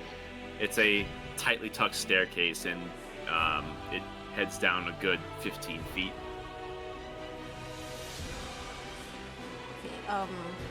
Okay, Before Dagny goes down, could I make a perception check to listen for anything like sounds of life? Not to discern exactly where they are, but like if there are other people close by. Just going off your passive, at least in the direction of the staircase, you don't hear any signs of immediate activity. I'm gonna give the gaseous Dagny a nod then. okay, okay, I'm gonna... Well, I'm not gonna stay low to the ground because everybody looks down, so I'm gonna go, like, up towards the top of, like the top edge of the ceiling and kind of follow that down to kind of make myself more inconspicuous. Okay, you're doing your best to keep a low profile. Yeah. And you snake By down being along high the up in the air. staircase to the bottom, and you see that at the bottom, there's a small wooden door that is ajar. And looking inside, you can see there's a 10 by 10 space with a single bed and a trunk with a few personal belongings strewn about. It looks like this is a personal chamber. And you can see that this has definitely gotten some recent activity. People are living in this area for certain, taking in this cargo and working to some end. Okay. Can I tell how many people are here?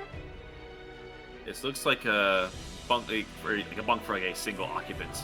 Okay. It's like a servant's quarters. I mean, can I tell if it's her space? Yeah, it's not very telling. There's nothing that's really matching of her to this. Okay. Someone's been here. Okay. I'll go ahead and float back up, and I'll kind of shake my gassy head. No, nothing. Okay, you said this stairway was collapsed? No, it definitely looks like it's been worked in some way.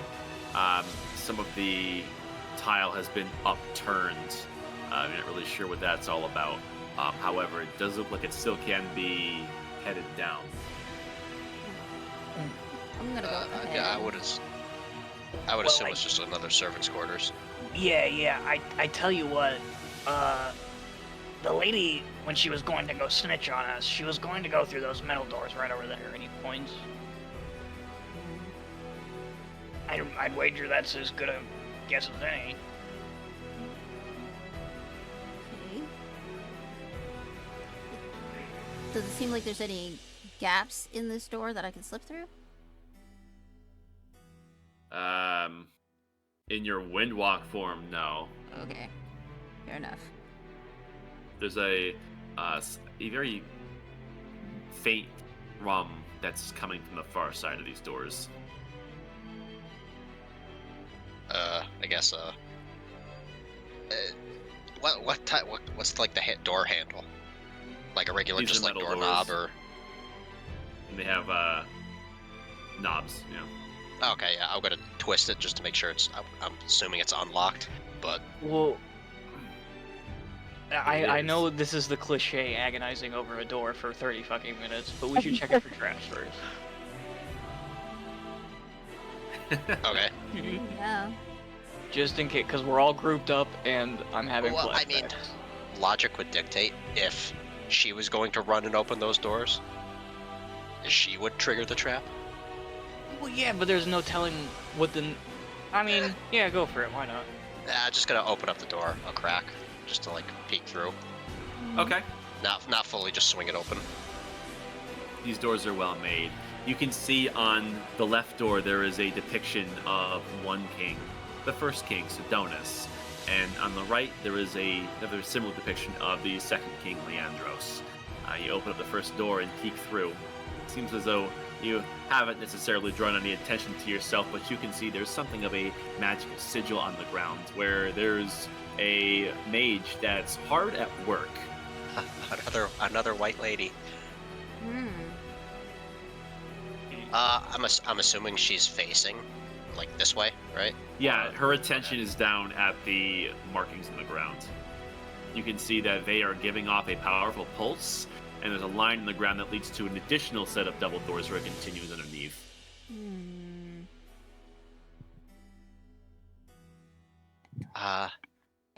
Does anybody want to keep moving through this hallway, or maybe try that other one where Nadir is by? Because I'm We could also assuming try that this door over here. misdirecting their attention.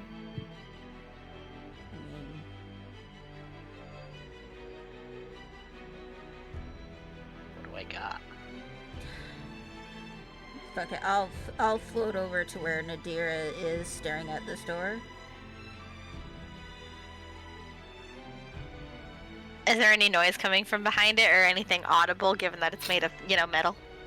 At a glance, or taking a rather at a brief earshot, there's no discernible sound on the far side. I will try to open the door. Go for it. Watch it be locked. It's not locked. It's a staircase. It is unlocked, and there's a staircase that leads upwards a bit. I just want to creep my head around the corner to see what's up the staircase. Okay. More doors. You can see you have walked into more doors, where the double door set that has the similar accenting of the Twin Kings.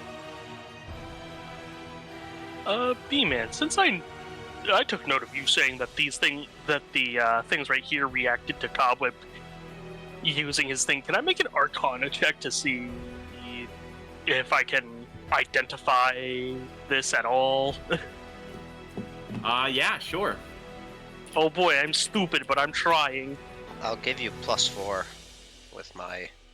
That's a thing. 9. So 13, if that'll help. No, he 9 in rolled total a with 5. your Your thing. +4 would be a 9. Yeah. Oh, that's Okay. okay. I see. What you see? You see. They're fucking magical or something. You see magic blue light.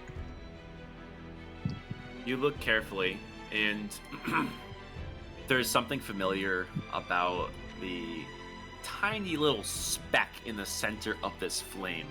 And looking closer, you see the following. Oh.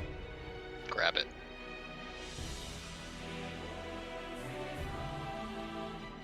You make the connection and recognize this as concentrated essence of lifeblood energy. A tiny speck of it. What? Eat it.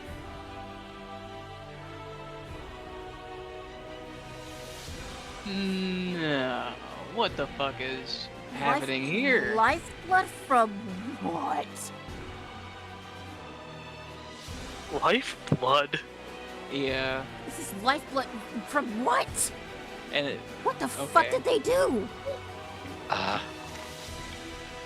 Would Bracken know what lifeblood is? You've heard of it. It's, in many religions, referred to as the essence of one's soul. Oh god. I can't believe they're using someone's fucking soul as a light. It's a soul light again? Well, Genesis, you now imagine- this shit. What the actual fuck? B-Man? That is like What is some wrong with you? Warhammer 40k I mean- bullshit with servitors there. I mean, they're using souls as lights. I'm using my own body as a power source. Wondering who the fuck, who or what the fuck it is from. But let's go through the Oh. door. okay. crawling through. Okay. I'm expecting the Indiana Jones boulder trap. Yeah, I'm kind of sticking to the ceiling because I'll let people look up.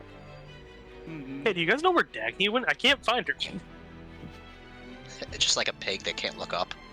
The- Yeah, pigs have an extremely hard time looking up because of with their whole body shape. They But have no I neck. imagine Yeah, they I rip imagine it. it's this super cool Misty effect for Aerithal. He's just aura farming. And then I guess, Open the door. yeah, open the door, crack. Not like Just a swing it crack? open. Just a crack. Oh, Oh, it look. looks the same. Another soul light. You hear some echoed conversation coming from this room, particularly echoing from somewhere over here, and you get the following conversation in a familiar voice. Now, I don't mean to be rude, but is this gonna be painful at all? I mean, I don't know what to expect. It's kind of I'm not really well versed in this sort of thing. Not at all. Relax yourself. You will be fine. I'll be sure of it. And before you know it, this won't even affect your daily life. I presume will be done in a matter of moments. Although, if you're having second thoughts, I won't push you or anything.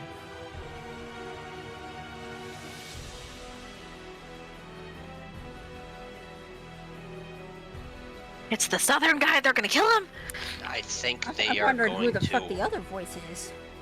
I think this might be a reach, but I think they might be doing some sort of procedure to maybe extract some of that lifeblood.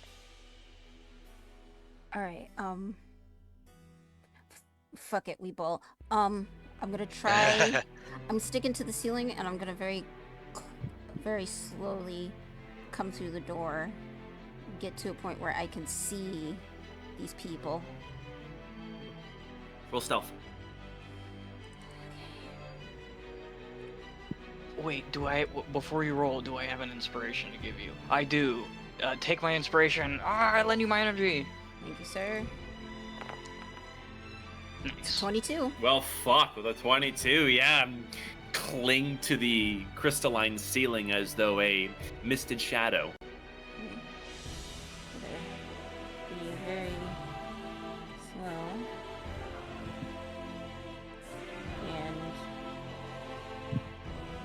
I'm not gonna get too close. I'm gonna kind of watch from here. You look over and you can see that there is something of a face that the group collectively recognizes. This is Tanner. This is the businessman that Celeste Doe had made arrangements with. You look over and you can see that there's some form of mage that he is working with, and there's also a commoner that seems to be also participating. He doesn't seem particularly acquainted with anything going on here. He's wearing regular clothes. He's pretty indistinguishable from someone you would meet on the streets. And you can see that they are mingling with this circle on the ground. And just going off of your passive arcana, which is fucking 20, Christ. You. You can see that the purpose of this circle just seems to be transferring energy from one point to another. You can see there's a conduit in the ground that seems to flow from the circle to take it somewhere else. And Tanner has a hand extended, as does this gentleman here and even the mage. And you can see that there is a white glow that is kind of greeting their fingertips and is melting into whatever this is. You can see that they're at work. They don't appear to be in any pain, and they actually seem somewhat relaxed.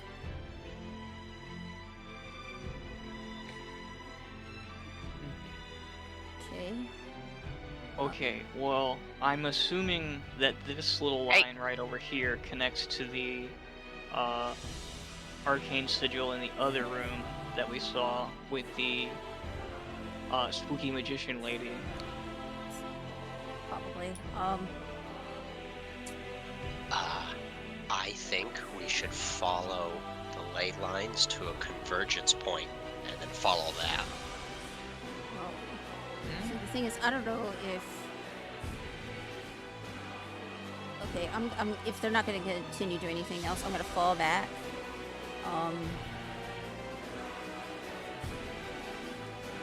And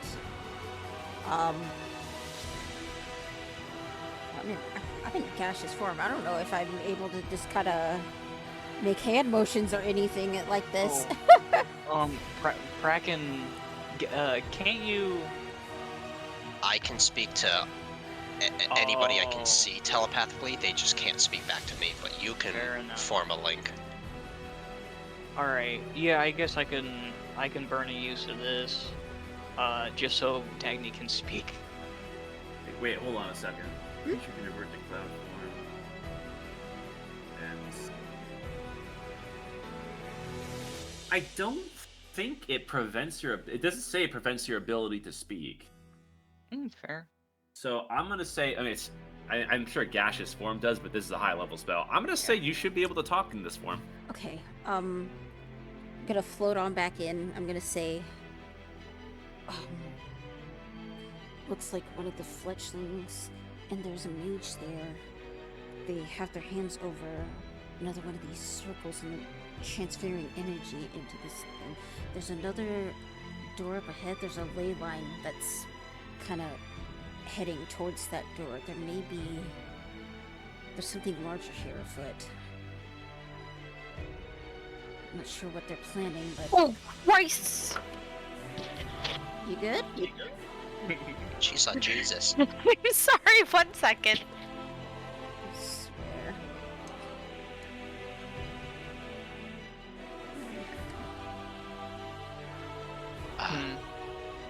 So I think if I'm assuming that sigil we saw in the other room is connected to this one, I feel that there is some sort of obviously there's some sort of interconnection going on. We should probably follow, if we can find it, the main line, because obviously whatever they're doing is being channeled from or away from something. Right. Well, let's figure out where they're storing all this energy then. He sort of points to the door down the hall. Okay, I'm sorry. Everyone be really quiet. I'm gonna have to be.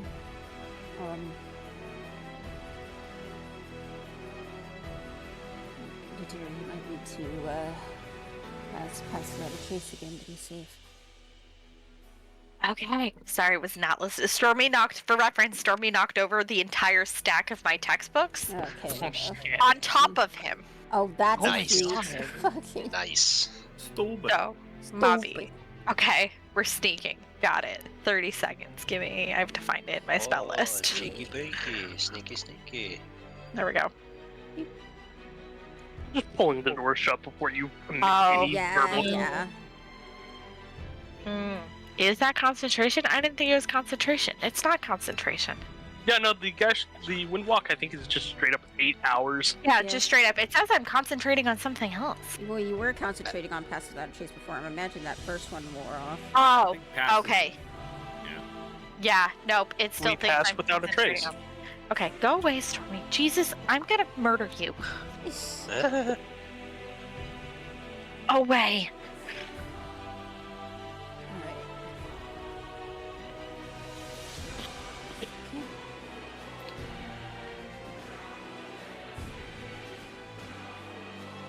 Think we should get moving then. Shit. Okay. Okay.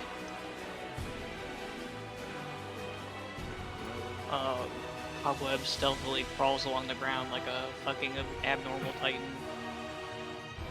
Kraken will hover. I just get so that he doesn't make reference. footprints or footsteps. Okay. So group stealth roll. Yup. Oh no. Jesus Christ. Oh, God. There's Oh, no God. fucking I'm gonna way. add 4 to that for me. Oh, Jesus. Oh no. Thank God for Pass Without a Trace. Yeah. Oh see? yeah, that's true. Yeah, so yeah, I'm still gonna add. So. I will give Cobweb the additional 4. just I to don't make think it's gonna make it matter, more bud. average. I'm just this I little mean, gremlin. it brings you above a 15 because of the plus 10 from pass. Yeah, The that's Yeah, DC so for it's- sneaking but past still. this guy's, three guys because they're distracted is 13. So with thanks almost exclusively in part to pass without a trace, fucking again, you're able Yes. to get by without trouble. You're all welcome. Yes. Dude, what do you want from me? I'm literally a ball of like anger and plate mail. Mm. You are a ball of anger and plate mail. That's yeah. And silently open up this door. Oh, look, walls. Lots of walls. You can see there's a faint glow coming from around here, and you can hear some quiet discussion coming from two individuals. One of them sounds like they have a helmet on of some kind. There's another door right here that seems to lead even further. I feel like it's all going like that direction up, but do we want to go through the door? We might have to if we want to avoid being seen. Okie dokie. Kraken's still hovering, just like he. Oh, All right, you're peeking. big crystal. You can see that in Auroran Sentinel is speaking with someone just out of view, and they are both they're facing the general direction of towards this alcove here. So Ah, shit. sneaking by is not going to be as simple. Ah, shit. Distraction time. Let me see here. Okay, throws a rock, hits him right in the face. It's an option, but that's plan C. Let me see.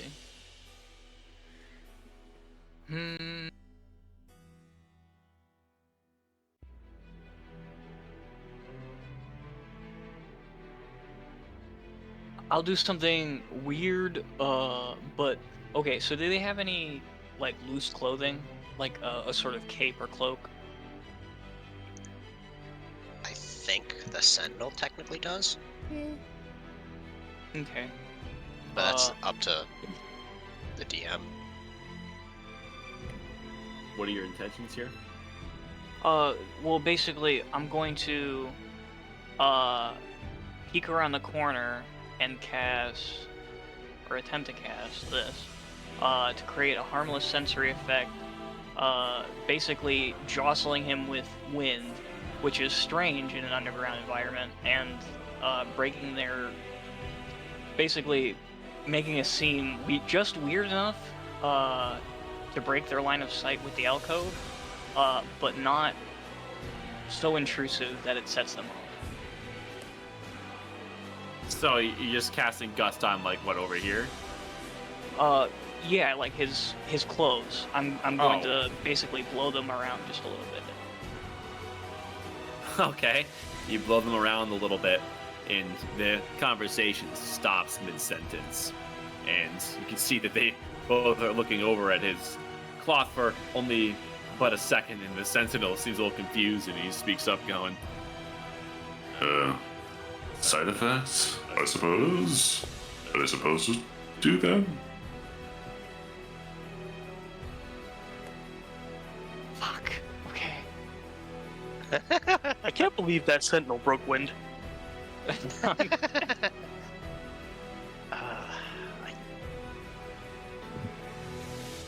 I mean, I could just Misty Step over there, but what are you all gonna do? Is the issue. Let's see what we have. If Yeah, if I I do- had Yeah. a 4th level spell slot, I could make one of you invisible. Mm.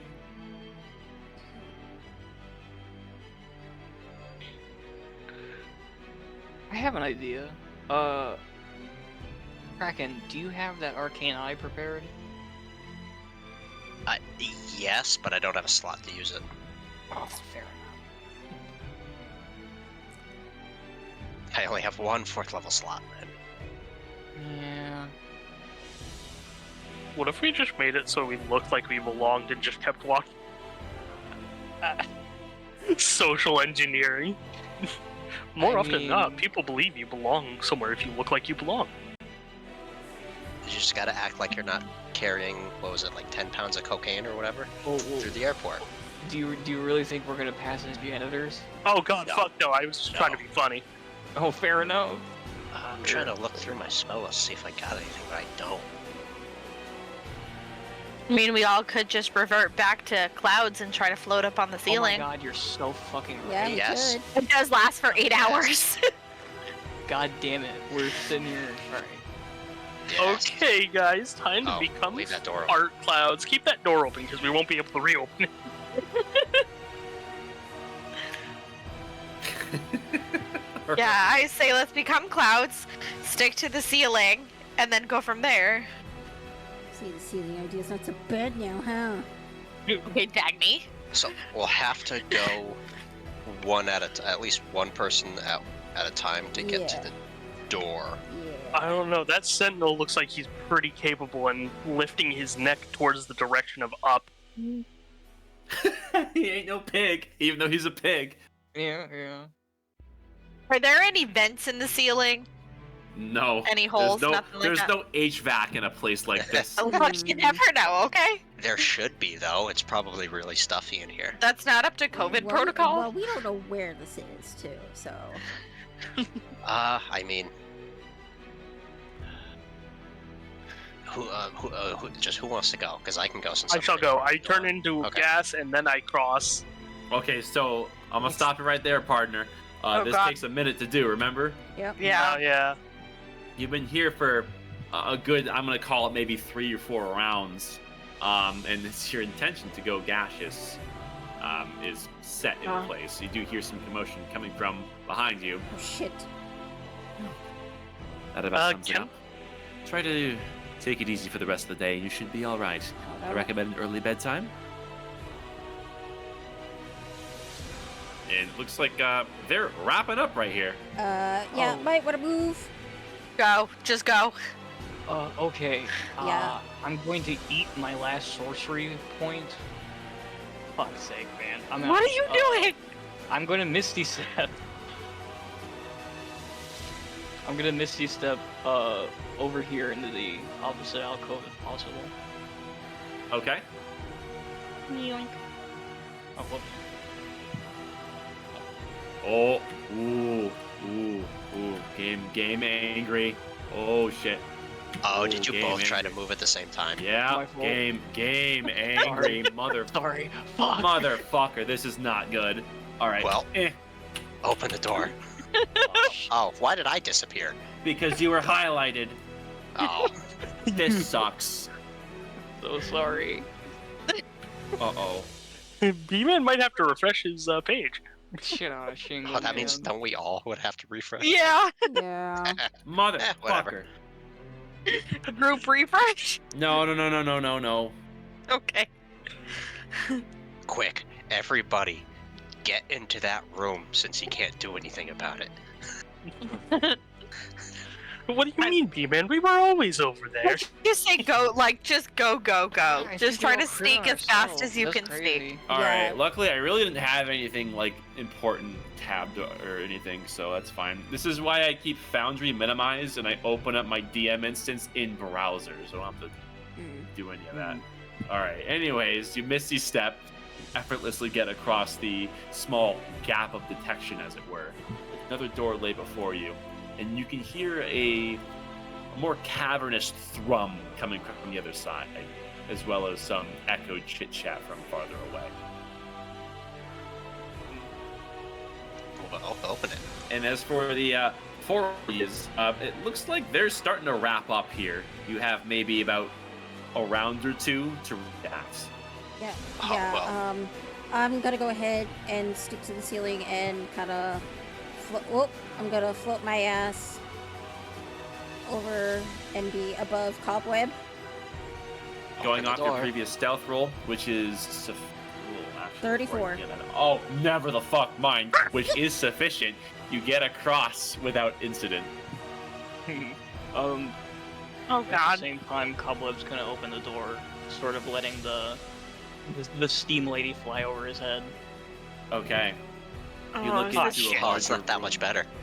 and you can see that there's some more capable-looking mages. And in the far side, there's these large crystalline structures that all seem to be coming to a center point, which you cannot see at the moment.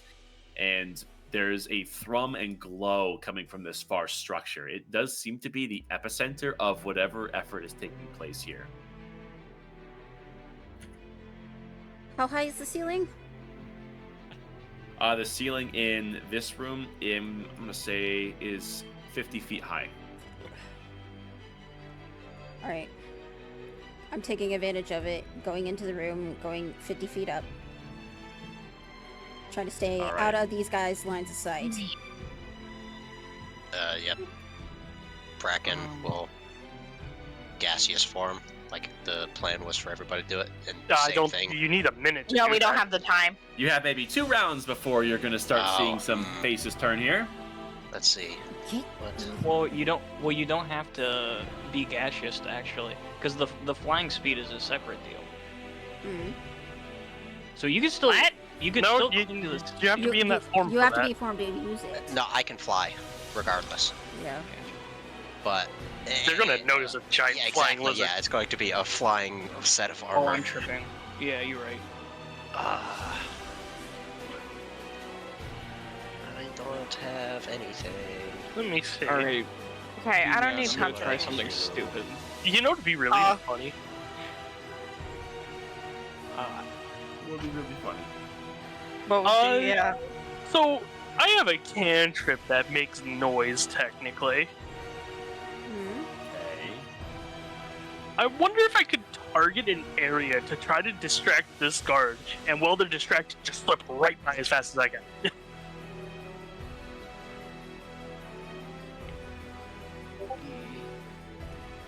can certainly try. All right, I'm gonna. Fuck it, we ball. Nothing's happening. I'm going to try that. I'm not casting it on a person. So ignore the damage. I'm just like behind, like there, so they look over there. Oh. He wants Oh. just to make a bing. Oh, okay. There's a gong noise that reverberates through these crystals, and you I'm see gonna say and then run. fractures Run. as the sentinel spins around, as well as the friend that is with him. Oh my god, I can't believe that worked. Oh no! Oh, That But we wasn't did. just the wind. Quick, It quick, get in there. definitely Close was the door. a sufficient distraction. However, guard is not so stupid. Oh, As you quickly and quietly close that door. oh shit. Now, this is a Oh, that. very cavernous area, and this door was open. But as you're filing in, something is of considerable note. Before you in this large chamber, the epicenter is a large crystal throne, sitting at which is a familiar form. Sitting motionless within this throne is King Norias Leandros, with a extreme eminence to his form. The second king, the dead king. And making this loud, reverberating noise, Erethal, the door was open at the time. And this, of course, reverberance is heard throughout this cavernous hall.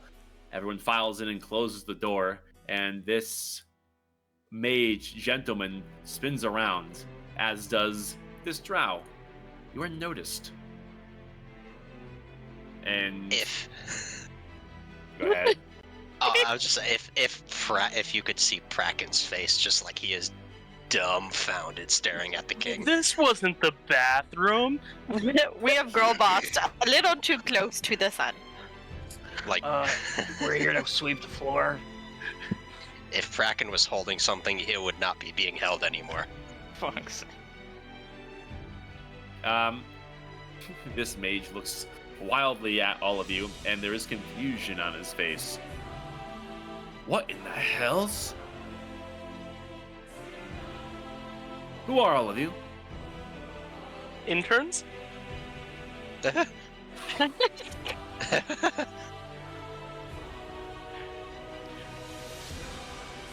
We're the new hires.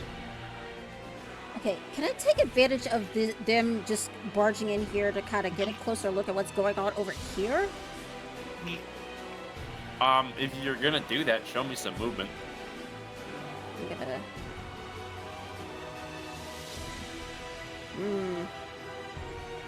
Because I'm 50 feet up, so I'm just trying to stay... No.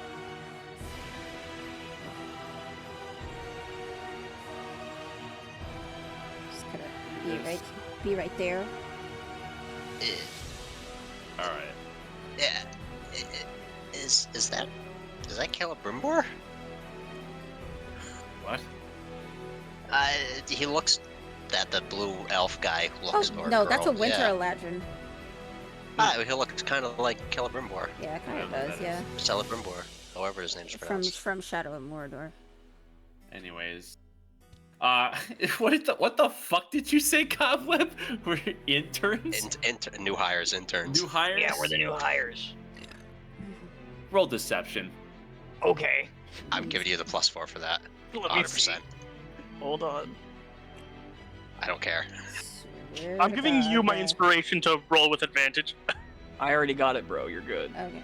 Oh, okay. Well, damn. I guess I'll save Sorry. that for a rainy day then. Yeah. Oh. Okay. Oh. I'm gonna need it, for fuck's sake.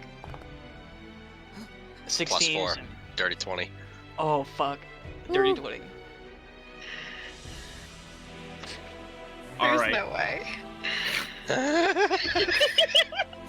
The mage furrows his brow, and you can see that there is a great amount of impatience on his face. Back the way you came. This is not the room for you. And he is walking over. Kraken, let's see here. Oh shit. Your passive perception is 17. That's pretty good, Yes. given this is in plain sight. You look over and can't help but notice there's some research that's being conducted here, a series of notes and apparatus that are on here. Very fine working tools, and a few intricate pieces that you identify as Warforged parts. And something else, in addition, which you recognize, is among these parts. Is that your shit? Oh The no. shit we need. That's just blueprints for it, which I know inherently. So, So that- somebody's but- copying but, your like, shit, bruh. So either they have one of my coworkers or employees or whoever you want to say, or they just straight up somehow did it themselves. I don't know. Does it look like my handwriting or somebody I'd recognize their penmanship?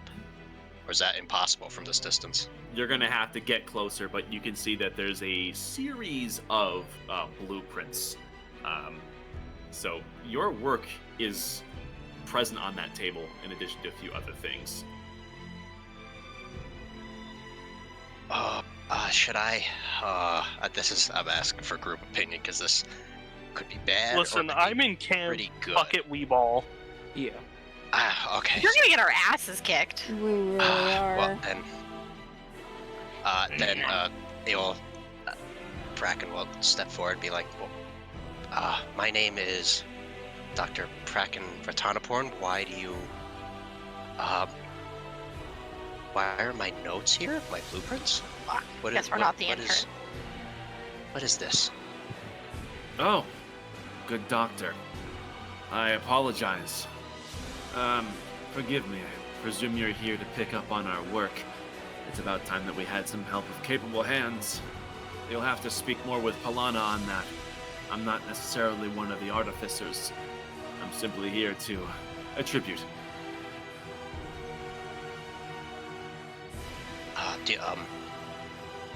Do you mind if I take a look at what you have here? Of course, of course. I imagine these are what your They're new We promised assistants I have. assistance to him. you could have led with that. I apologize. I was This place just is a in little awe creepy. of. I apologize. I was in awe of the king, but I will We've been working get hard. to work, and my fellows will aid in whatever needs to be done. Should you choose to do any direct work on the body, you will need to pass it by Polana. She is currently hard at work herself. So I imagine by now she has an eye in this direction. But she'll be pleased to see you're here.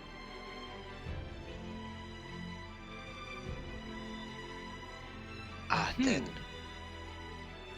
In the meantime, Brackett's gonna is there anything I can do for you? can you show me where she is? And while he asks that, he's gonna kind of glance down and, half-ass, move a couple of the blueprints to see, what's around and see if they are his specifically or not. You were asking where Polana is? Yes. He points, Yep. and you can see that there is a rather ethereal-looking elf that is knelt down at the base of the king's throne, and you can see that there are tears that are streaking down her face that are collecting in a small puddle along the crystalline ground. Although you can see that she has ever so slightly inclined an ear in your direction. She is very aware of your presence in the conversation taking place. No, this bitch as has for- all ears. Taking a closer Bruh. look at your work here, there's definitely some copied work. You don't recognize the penmanship, but it certainly seems like this has been directly lifted off of your originals. So someone definitely, Like a trace. yes. Yeah, okay. Could I think back just through all of my work with this and see if I can remember somebody else who had a special interest, who asked too specific of questions about it? If Roll that's history. possible. Ooh, I'm good at that. Don't manifest that kind of thing. It fucking worked. Okay, you're okay this time. I have a +9. I should be good at it. Yeah. You recall in your works, especially towards the end stages when you were considering upping and leaving, and your research team's collective questions spiked. Assuming that they were privy to what you were doing, they probably wanted to get their last-minute questions out of the way, seeing as they may not ever get the opportunity to do so after you take your apparent leave at the time. You figured that anyone within your inner circle could be responsible for attributing this information to them. There's a list.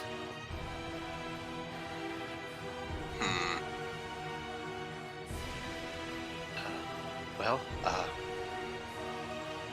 with that being said, I'm going to, come follow me, friends, compatriots. Let's go meet with the missus. Yes, sir. Right away, sir. Kind of off. He would give you the space. The drow is also knelt down. You can see that he is somewhat winded, and now that he's a bit at ease, he is kind of returned to having his posture knelt in the direction of the king, where he has entered something of a meditative pose. And the mage does much of the same. You can see that his movements are slightly winded too. There is Frack. a large crystal that is seemingly acting as something of a impromptu lift between this lower area here and this upper area where the throne itself is. Okay. Bracken will like round the corner, do a quick like half bow in the king's general direction, whatever it be, false body, corpse, or whatever. And make his way up, unless stopped otherwise, or maybe, dang, he's gonna try to do something. I think, like, kind of using the ceiling to her advantage, she's just gonna kind of float over this way and just... I don't want to be directly above her. I feel like she might do something, but she's just gonna be just floating here, sort of staring at the corpse that is the second king, and thinking back to when Obosh was first resurrected, and hearing him say the words, "Did we meet with the second king yet?" These words echo through your head and are haunting. A premonition so long ago is dead in front of you, quite literally. This is King Nereus Leandros of Aurora South. And you are able to surmise that everything you've heard about this man, he's the one that projected himself onto Atlas and was summarily killed before the Omen descended to Helios. As for the chain of events that caused the worldly affairs, the man before you, or at least what remains of him, is almost gobsmacking to you. You're not really sure what to make of this. However, you surmise he's not exactly in a place to reply or give insight.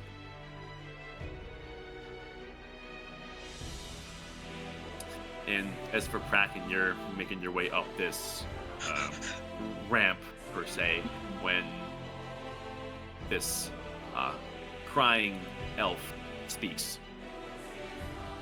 Step no further. Okay. I had prayed for a day where someone of your persuasion would show. You have to forgive our more guerrilla tactics of your work, but we need all the help we can get at this time. I'm sure you can understand. Yeah.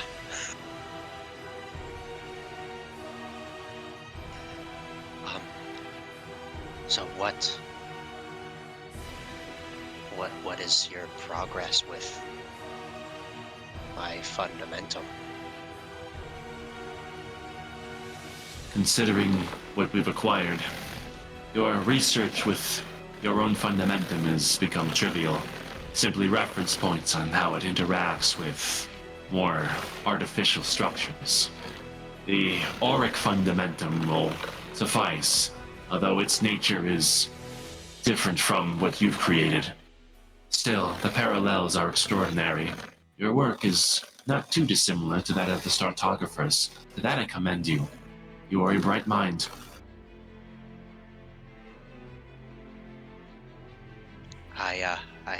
I thank you for your kind words. Where do you need me and my assistance?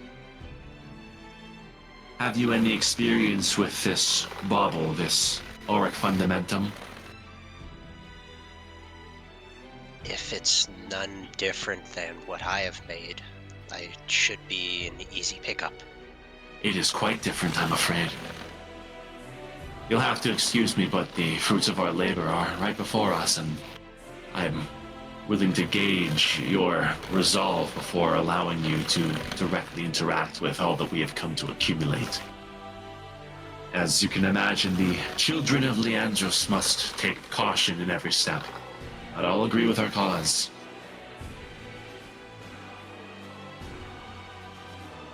So then what should you have me do? I was hoping you had hypotheses of your own. On what specifically? Just the fundamentum in general, or something? The return of the king. I mean, any Auroran would love to see the other king back. So you do share our sentiment to bring him home. I mean, you can't have the twin kings when you are missing one. So, yes. Quite so. So I ask you again. Do you have any theories, any news, anything to offer what we have made so far? We have reached a standstill. Am I still connected to you, Cobweb? Yeah. I'm gonna use the telepathic leak and tell him to say, well, I can't really know much about this fundamentum unless I actually see what it is. Gotcha. I think what my esteemed colleague is trying to get at, although he is far too polite to ask up front, is that without seeing the object itself, he is ill-fitted to helping in any regard. Also, hello. I am a local runesmith, PhD from Goblin College. Thank you very much. Well met, Runesmith. Your skills will come in handy here too. The children of Leandros are always welcoming of people of all walks of life, just as Norias himself was. Yeah, well, you needn't question our resolve. We're here to help, but you kind of have to let us. Cobweb, roll persuasion. I ain't got nothing to help you with that there, buddy. Me neither, bro.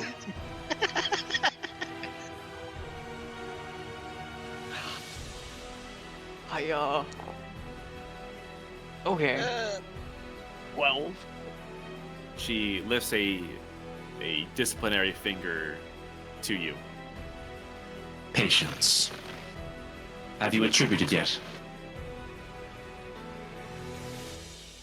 You fucking what? Then I presume that a no. We can start there.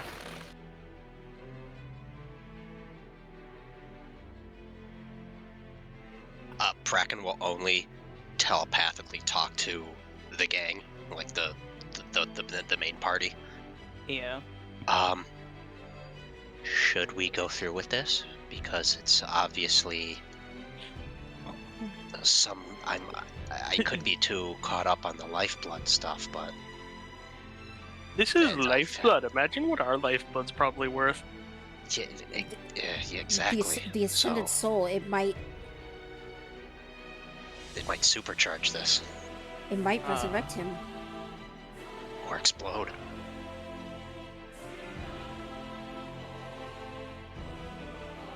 Ooh. I believe we've come to a decision, my friend.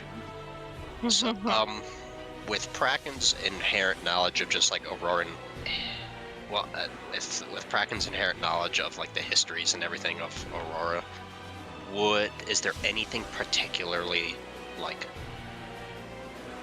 evil or like brutal or just like aggressive, minus the leading the attack thing, about Leandros? Now, you do know that if you're looking for someone who led the attack on Highshire, that was Sidonis, who piloted the Praetor. What you do know about Leandros is he was something of a visionary and was always looking to interact with new ideas and expand, while Sidonis was more of a traditionalist. You're trying to gauge the danger of potentially awakening the Second King from the dead? Is that what you're asking? No, just the danger, like a danger he was. I had messed up the names of who was piloting the Avatar. So, but based on that, if he's willing to like entertain new ideas, especially if we are the reason he's resurrected. We literally have a Return of the King scenario and have a really good shot of getting the Aurorans on our side. Ooh, you're kind of spitting. Hmm. I mean, if you're asking for my confirmation on that, logically, if these people are to help you resurrect the king, that would be a huge gesture towards diplomacy. So yeah, without question. Yeah. Bracken will turn to the gang, and I think we should do a tribute. Is that what you said? A tribute? Yeah. Yeah. I think we should all do this. So that way we all have a hand, so that they have to take all of our opinions seriously about this. I wonder if divine intervention would work. Has it been 7 days? It has, so I Okay. could use my normal one without, heliosic judgment. Right. But it'd be a roll. It'd be the normal, not the fucking die. Yeah. Yeah, it's we're level 13. I have a 13% chance for it to work out. Yeah. If we're below 13. I mean, and then if it just doesn't work, it just doesn't work, right? Yeah. I mean, all it says is I use my action to. Would this be where our need is great, B-Man? Because you're the DM here. The wording here, I'll just Yeah, ping it. Let's get this up. Yeah, you can call on your deity to intervene on your behalf when your need is great. I want to know what you think there. If you're asking me if I think the need is great, well, the diplomacy of Highshire and the Auroran Dawn very much can hinge on this. So I'd say that, yeah, this is definitely something that constantly. Yeah, no, it don't work. All right. So you. I looking try. this over.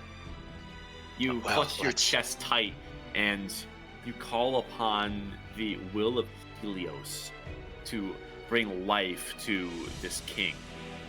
And although there is a sudden thrum of your cleric prowess, ultimately nothing happens. However, you have gauged the ear of Helana as you witness this, or as she witnesses this. She does give a bit of a sympathetic bow of the head. One of cleric persuasion. We are happy to have you here all the same. Many of your prowess have tried this before and all have failed. Of course, this is more than just a simple attempt at resurrection. This is a bit more complicated. Hence the effort to attribute. We are not so much resurrecting the king, but more so remaking him in many sentiments.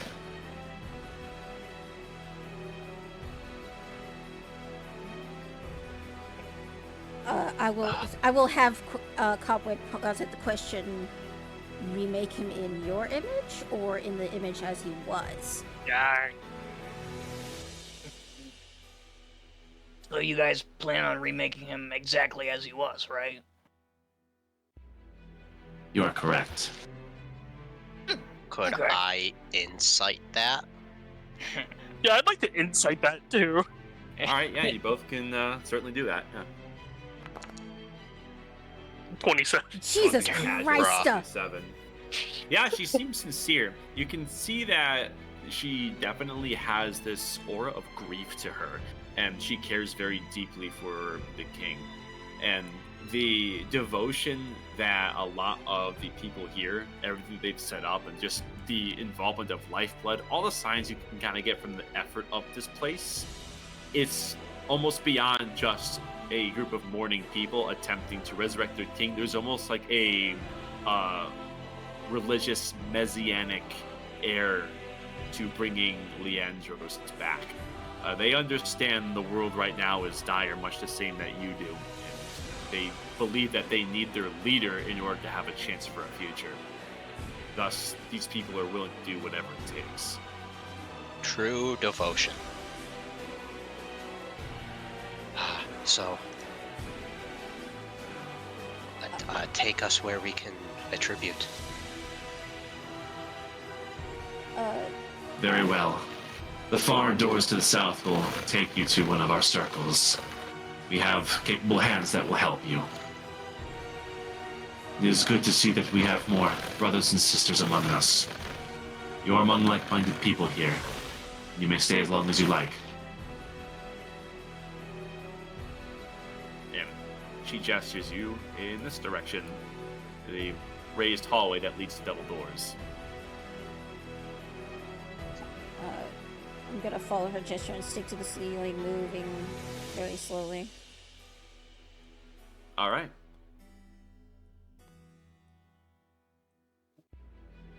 Oh boy. It's the white lady again. You file in, and these two mages give a nod as you enter. I'm gonna say to Cobweb, if we're really gonna do this, we might want to wait till I'm in full form. I know Polana didn't see me, but if you need my contribution or you want me to stay invisible. You're not invisible, and getting into this room, you're basically just a human-shaped wisp of wind. You are seen by these people. Okay. I would just turn back. Oh yeah, cause Yeah, the 'cause- ceiling's lower in here. Yeah, I'm gonna go ahead and start reverting back to normal form. Very well. The doors slowly close on their own, and one of the mages does speak. Welcome, each of you. I presume this is your first gift to the king. Yeah. In a matter of speaking. Correct. Understand we do not force you to, but you are lending a form of your own life essence to this new form for Leandros. If you apply your hand to the circle and relax yourself, our circle will do the rest. You will offer only a non-detrimental sum, and within a day's time, you will have restored what you gave. The donations are non-invasive. As such, respecting the benevolence of Leandros, we only ask for willing participants. We will never force this upon you, and understand that your efforts here are seen by us and him. Kraken will raise his hand over it to start. Same Okay. deal. Our powers combined. Hopefully it doesn't just suck out all of his like weird machine magic soul that he's got. Like, as soon as I'm reverted back to normal form, I'll move myself to this side of the circle. Okay?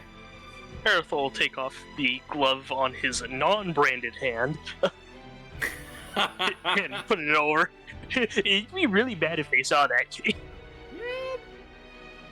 Nah, it'll be fine. Trust me. Source, trust me, bro. Source, trust me, bro. All right. And is everyone raising a hand to the circle? Yup. Yeah, Oh, Spirit yeah, I bubble. guess. I will say that as I'm raising my hand, I will sort of imagine my ascended soul as like this candle in the dark, and whatever power is being put into the sigil as like a drop of wax going down the shaft of the candle. I see. Very poetic. One moment here.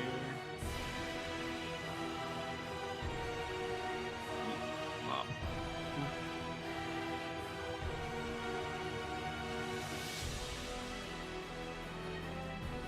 I see. Okay.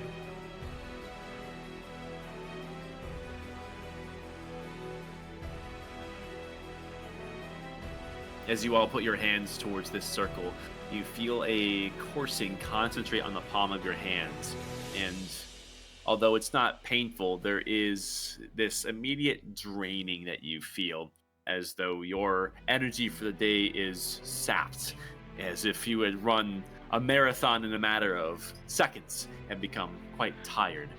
As you look towards your palms as they slowly produce this ethereal bluish wisp with these tiny little, it looks like water droplets among them.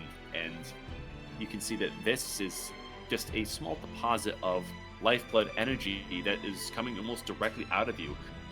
Looking over towards the floor, although the circle had seemed deceivingly simple, now that it's in motion, you see a series of runes carve themselves, morph into other runes, intersect with other parts of the circle. It's all in this elaborate dance. You can see that the mages are working to control it and inhibit it from doing more than it needs to. This is extremely advanced. None of you have ever seen something quite like this. You think that these people had put together the best minds for something like this. Everyone who attributes gains 1 level of exhaustion. Where? I forget what exhaustion does at first level. Ah, there we go. Okay.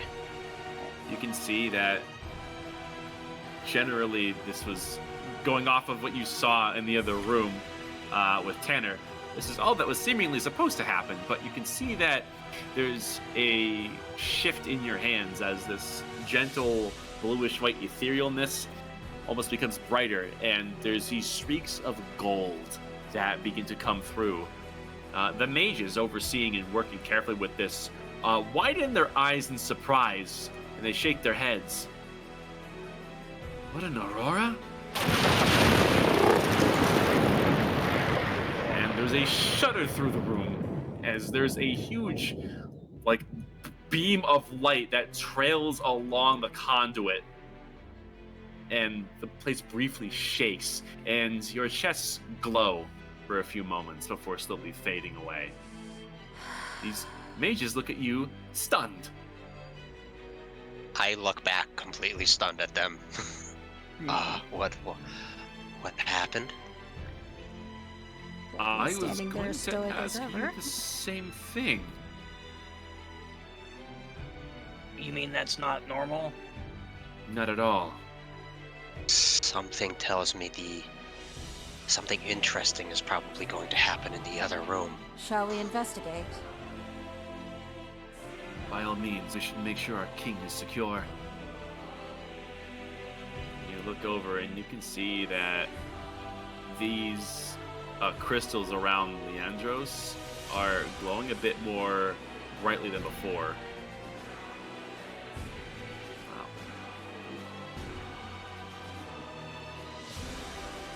There we go. Ooh. And you can see Lana has fully shaken out of her trance, her transic state, and is standing up before the king, a bit stunned.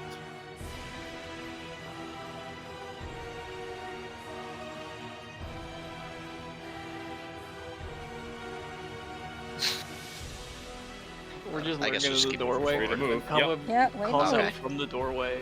Did that do it?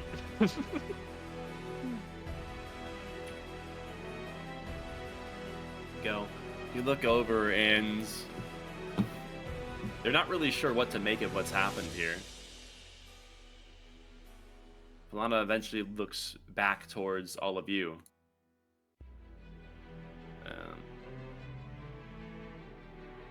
What? What has happened here? There's something more than just...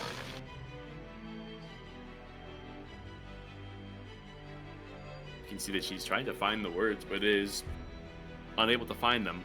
She's looking towards all of you, eyes open wide now, awaiting some form of explanation from each of you. Yeah, your guess is as good as mine. It's obvious, isn't it? We offer tribute, like you asked. Tribute is a transmutation, a conjuration of lifeblood essence. This is something much, much more. Cleric, may I have your name? Steven. Primitive. When you knew. No. Ah. Fuck. What fake name should I use? A random elf name generator, go. Random bullshit, go. I'm just gonna use the last name of fucking Aerothal's name. Thal. Yeah. Hello? Hello? You're calling yourself Thal? Yeah. I mean, Cleric Thal. The energy that has been poured into these crystals is almost divine in nature. What god did you pray to for this to occur? Kraken will only speak in Aerothal's mind. Just whatever you just say, it's just whatever, whoever answers. It matters not. What if I just straight up said helium?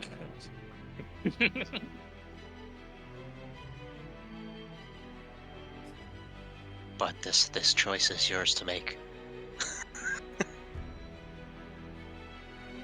Fuck it, we ball. We're going with Helios. I asked Helios.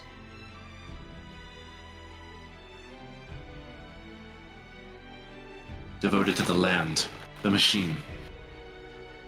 It makes sense.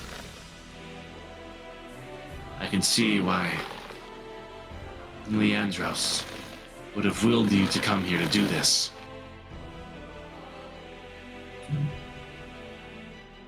Has he spoken to you too?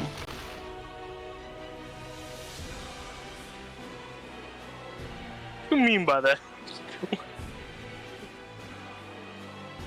And when she says that, she just kind of lower her voice a little bit, kind of like a "Are you a chosen one" sort of vibe, if you know what I mean. But she bowed her head a little bit before continuing. Since the death of Norias, we have done much to carry out his will. We are the ones that he speaks to, but I feel like you are among some of his more destined apostles.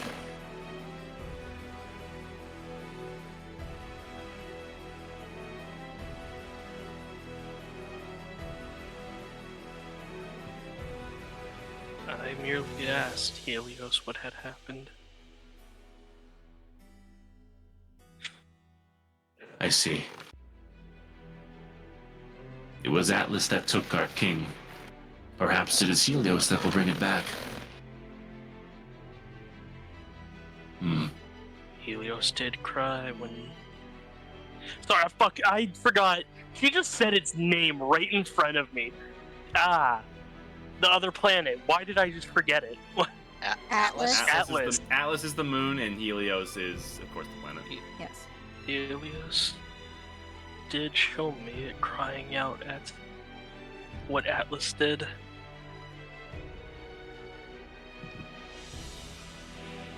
We were skeptical on our rate of success to build a secondary body for him. Perhaps not having access to his original is irrelevant now. What you have given us is extraordinary. Dr. Ratanaporn, I have my sincerest gratitude. I understand why you brought these people here. We are on the path now, resurrecting our king and stopping Highshire once and for all.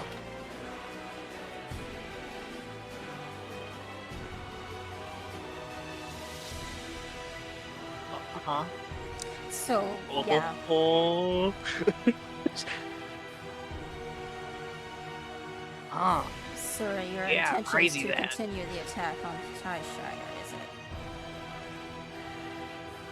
Sorry, what did you say? So your intention is to continue the attack on Highshire. their allegiance with the angels is synonymous with an allegiance with Atlas. It was no coincidence that they are, by connection, responsible for the death of the king. I presume you'll return the favor in time. Forgive me for potentially speaking out of line, but when the king is successfully brought back, would we be able to gain an audience with him? Of course. We would be among the first.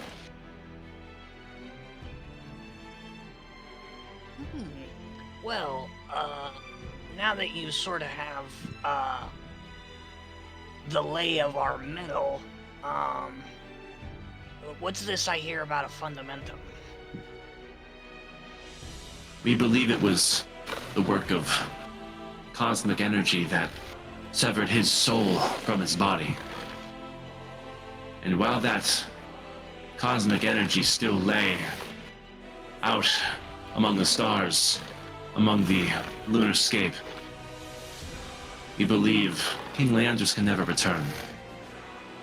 But the auric fundamentum is capable of manipulating and even shielding those who wield it from cosmic energy.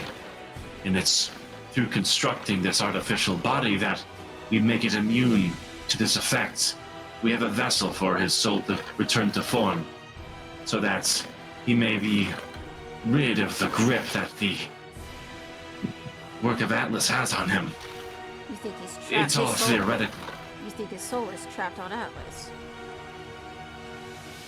It would make sense.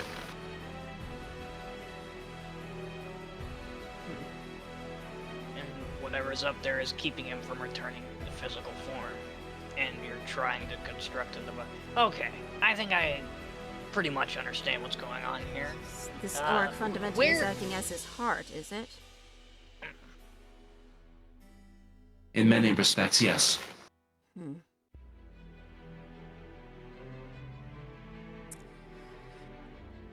Well, I think the sooner we have him resurrected, the sooner we get our audience, yes?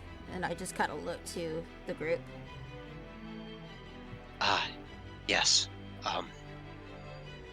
Would there be any chance I could look over any of the specific designs and blueprints you have used for his body so that I may give my thoughts and opinions on them? Yes. The far alcove to the opposite of where you entered does have a small workshop for which we are conducting experiments. The Fletching estate was kind enough to provide parts that we lacked. Our artificer can show the way. And she points to this individual.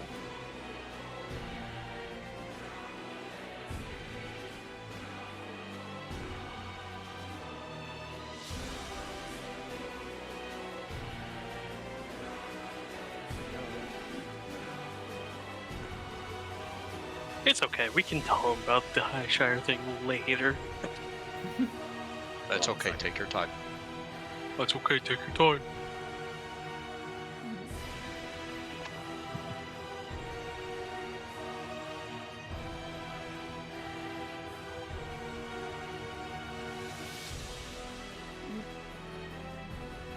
There we are.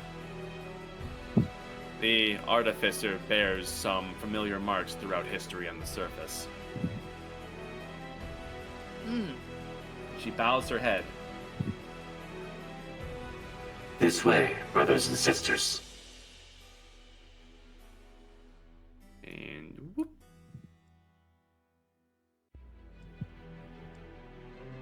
Oh, there's a wall there. Walls are fake. Where oh, she went over here. Yeah. Hello, giant owl man. Oh, fuck. Oh, God. You can see that there's all manner of tools that are gouging into the hull of this once mighty iron golem. The eyes are dark, and you can see that the left half of its head is completely open up and devoid of any parts. You imagine they went to great lengths to make sure this thing could never stand again. and a lot of the parts for the movement of the arms, legs, torso have all been tinkered with to great effect by the work of this artificer. And there's a series of notes that do give a summary of what they've been experimenting with. It seems like a lot of your work on allowing these to function in the presence of cosmic energy is the goal, but they haven't made too much progress.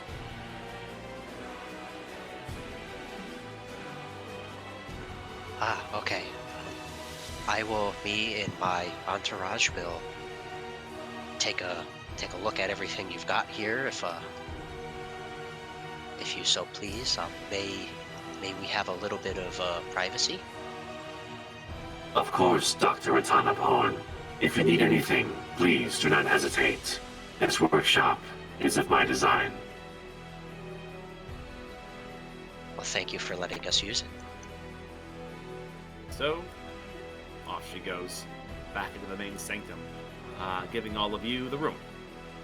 Yeah, the minute she has safely left the room, she goes behind this corner and is clutching her head and silently screaming to herself. Bracken is looking at the hull of this, like, the big golem, and just, like, running through his heads are thoughts of essentially turning it into, like, a like a Hulkbuster type thing. Oh my god. And just, like, yeah.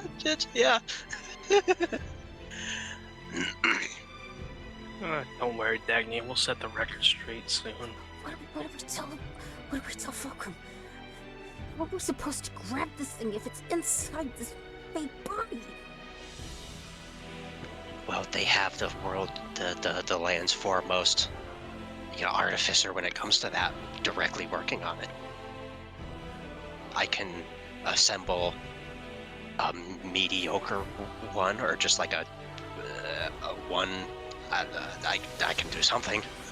We don't even know what this thing looks like. We can't even see it.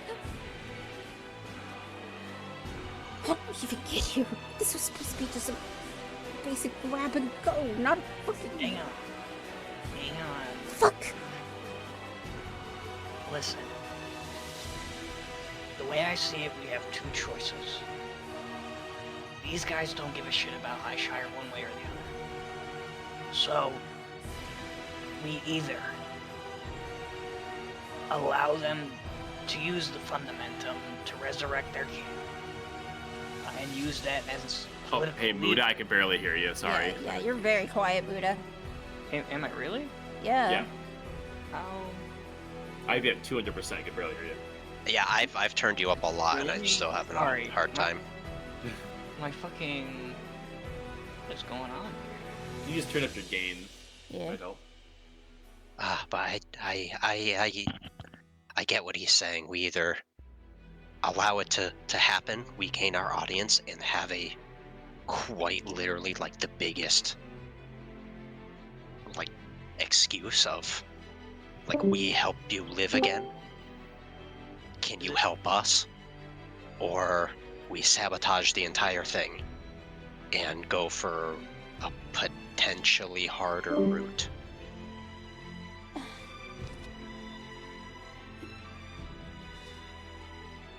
We're supposed to talk with Leandros. They call themselves the children of Leandros. They're resurrecting his brother. How does that work? Well, Leandros is their last name, so It was right? Sidonis. Yeah. Oh, okay. Leandros is the brother. The full second king name is Second King Narias Leandros. Oh, never mind. Yeah. So they work for. They want both of them essentially, but specifically him because he's not around anymore or trapped. And what if they But- mean they can hear him talk? I don't know. How do you hear your god talk? How does Erythal do it? Probably the same way. We didn't hear that. The Chosen were the only ones who could hear the voice of Zula. Or whoever they were praying to. I would assume the same way.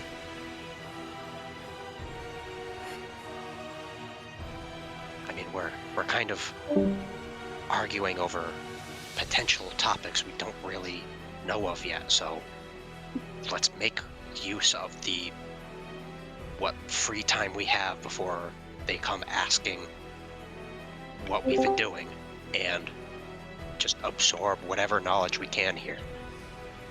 So that way we have a better idea of what they're doing.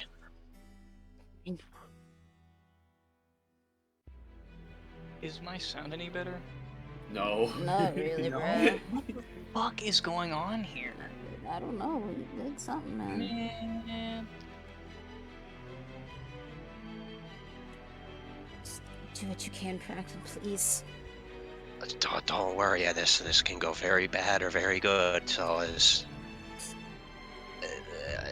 we just have to gamble on whatever we do is the right choice. Just get us a way to get us out of here alive with the Orc Fundamentum in hand. Oh, then I have a great idea, and it involves that hunk of beef over there. And he's gonna point to the big Iron Hulk guy. Please, Kraken. But in the meantime, he's gonna just absorb whatever information he can, looking over all of their blueprints and what they've figured out. Okay, this is your forte, so roll investigation with advantage.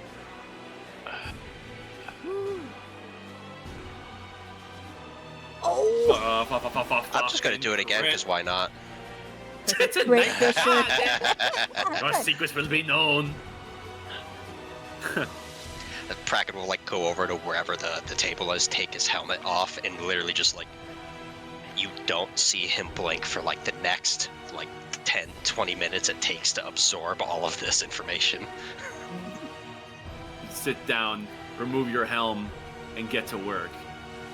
And I'm gonna take the DM's assumption here and say you're kind of looking for a way to use all of this research to work them to get the fundamentum. Is that what I'm seeing here?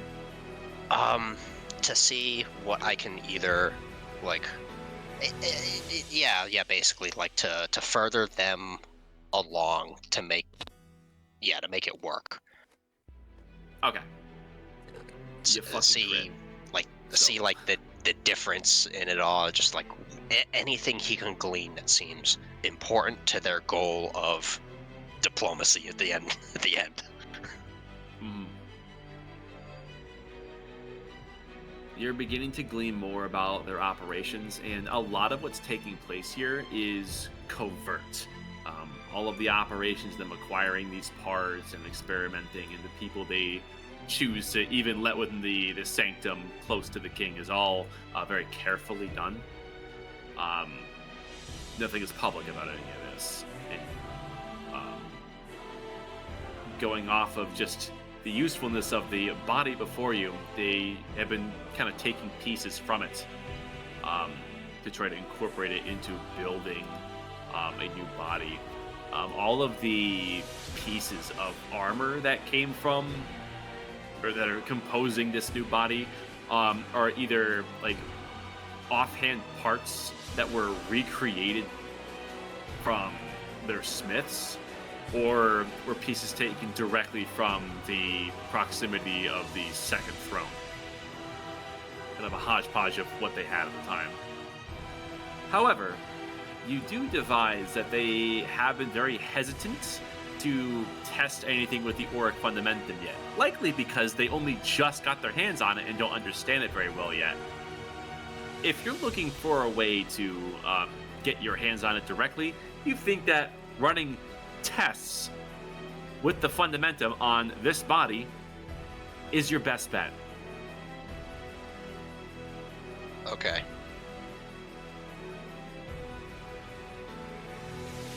So, with that being said, you said that they had already made it so this thing shouldn't ever pop up back to life unless There's straight nothing up, for intelligence to be housed within. It's just a body, yes. Okay, so just Exactly. intelligence. So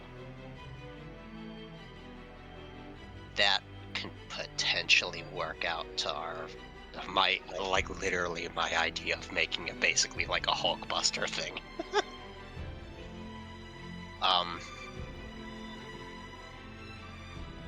I guess it would just be have to pull it from the. He's gonna speak to the gang and be. So based on everything they have here and what they've done with this, the only way we can get anywhere or we need to, which I can probably very easily do, is to get the actual fundamentum out of Leandros and put it into this and just run just tests to make sure it works, and then what we do from there we'll have to figure out once it works. Think they'll let you do that? Out of everybody here, I am the expert when it comes to this specific thing, even though it is technically like a way different, like variant version of it. I'm still the best here when it comes to anything like it. So they would be shooting themselves in the foot if they didn't let me take a peek at it and run my own tests. Okay.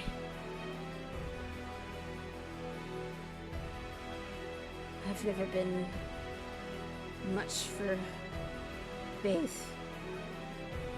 But when everything is right, and the whole fate of the planet is riding on the line, I'm putting my faith in you now, Kraken. Don't worry, I've already my shoulders are already heavy with the burden. I have 22 family members who are riding on my family and already a a lot of pressure. They got let's busy. not- Oh yeah, my phone, yeah. Question. Yeah. Do we need to keep the auric fundamentum, or do we need to absorb energy out of it? Like, what's to say we can't just, after we use it for what we need, give it back? We need it. Should I What? ask? What? Should I? Hold on. Maybe we could ask Fulcrum. Should I ask her? I mean, Wouldn't hurt. yeah. I mean, that'd be. We can get a direct answer, so you might as well try. I mean, what are they going to say if they see you casting magic? Oh, we're just trying things out. We're trying to work here. Okay. You've built a basis of trust, and you're also alone in this room anyways. Yeah. Exactly. All right. Going ahead and gonna cast send a message to Fulcrum. And I will say, we know where the auric fundamentum is. Did we need to take it or absorb energy from it?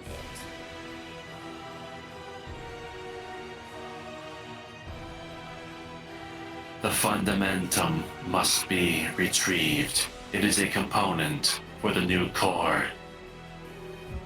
They will not receive it back.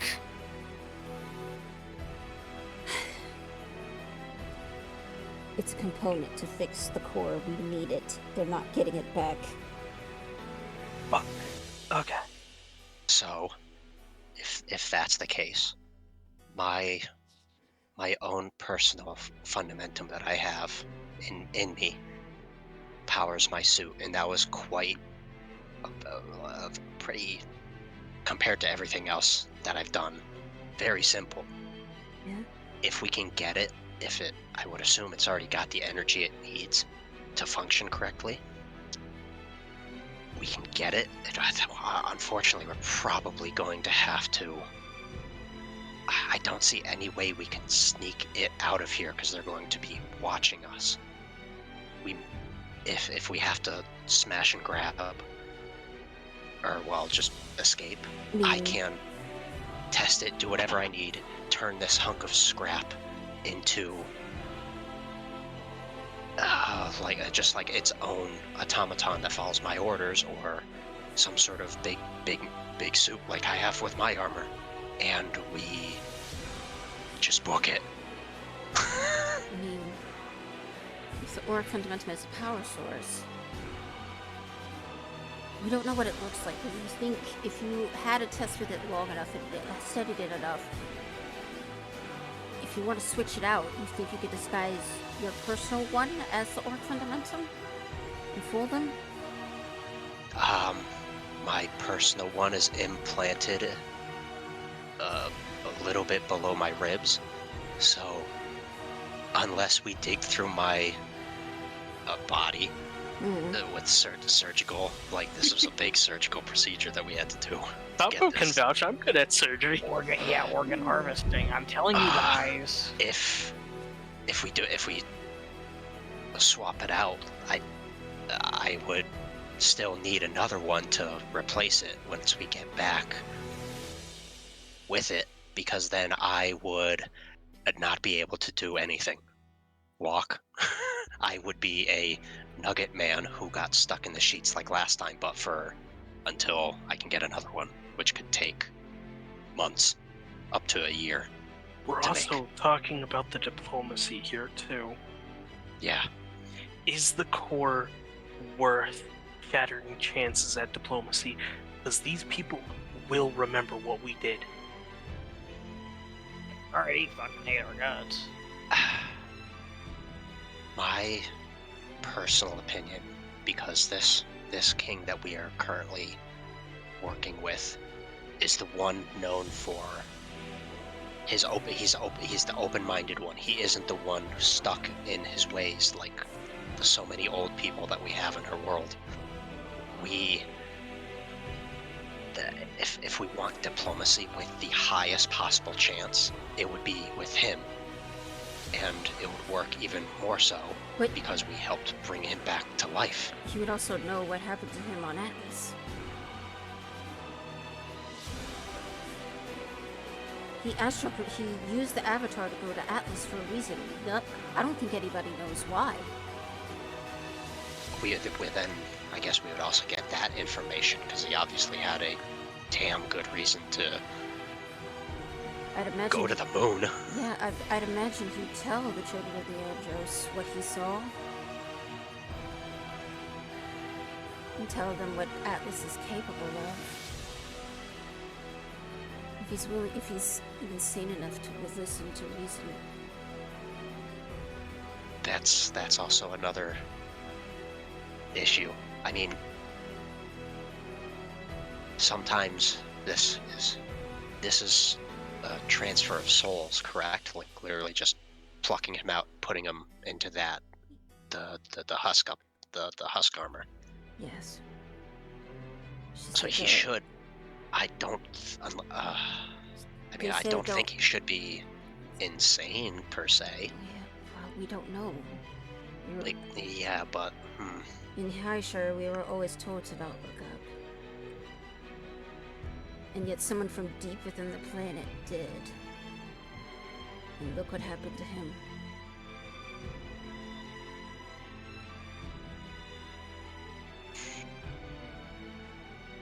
Be quick, Pumpkin. We have two very good, we have two options. It's just which one is the heavier of the two. All the information and potential knowledge and just an easier get, or we have everything in-house. We don't involve others that have a chance to make the war worse. We won't be directly hunted. There's a lot to think about. We have to talk to him, Pumpkin. So one chance. Well, what does everybody else think? Yeah, I'm in the camp of resurrecting him. It's just from all angles, it's the best option, in my opinion. Well, I'm trying to think about this. If we get the core going back on, and it shields us against the power of the Ascendant Soul, I wonder if I could use the power of the Ascendant Soul to force the resurrection. It could kill you. That's why I'm saying if we got the core to work, I could force it. But I don't know. Yeah, and that'd be a Most tough resurrections require the individual's soul to be willing and free to come back. Yes. That's also true. We also don't know if he actually... We don't know what he's been saying to them. We don't know if he actually wants to come back.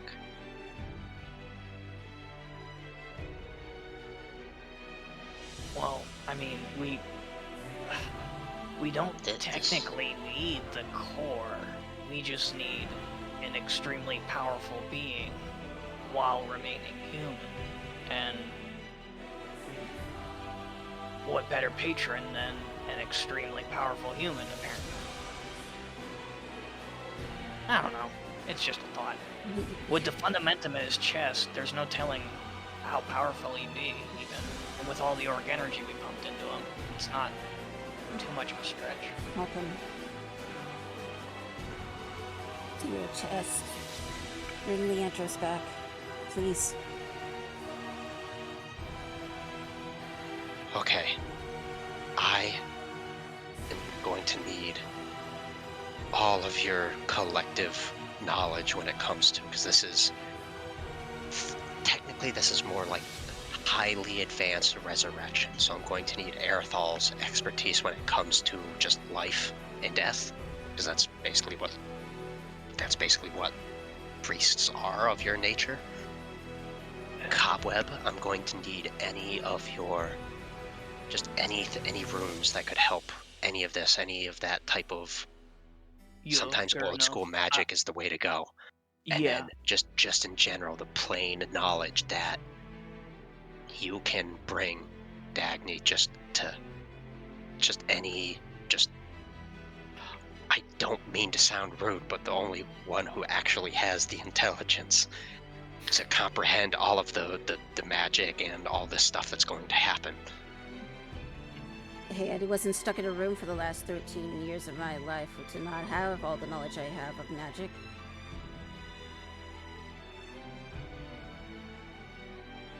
Unfortunately, I can't really think of anything that I can need specifically Nadira for, and that makes me feel bad. Nope, that's fine. That's Gucci. Well, No. that's not true. She'll just be a bench warmer. Well, she's a magic practitioner. Surely you have some sort of assistance you can offer. Or you could just be somebody who hands me things. It doesn't really matter at this point. There's I a can use do for- that. There is a We- use for we- her. We have a goal. Yes.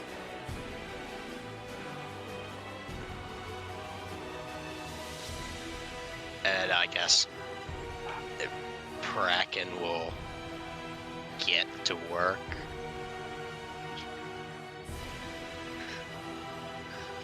And somehow, because it is 11:40. Yeah, I was gonna say I was gonna So- pretty much wrap yeah. things up right around here.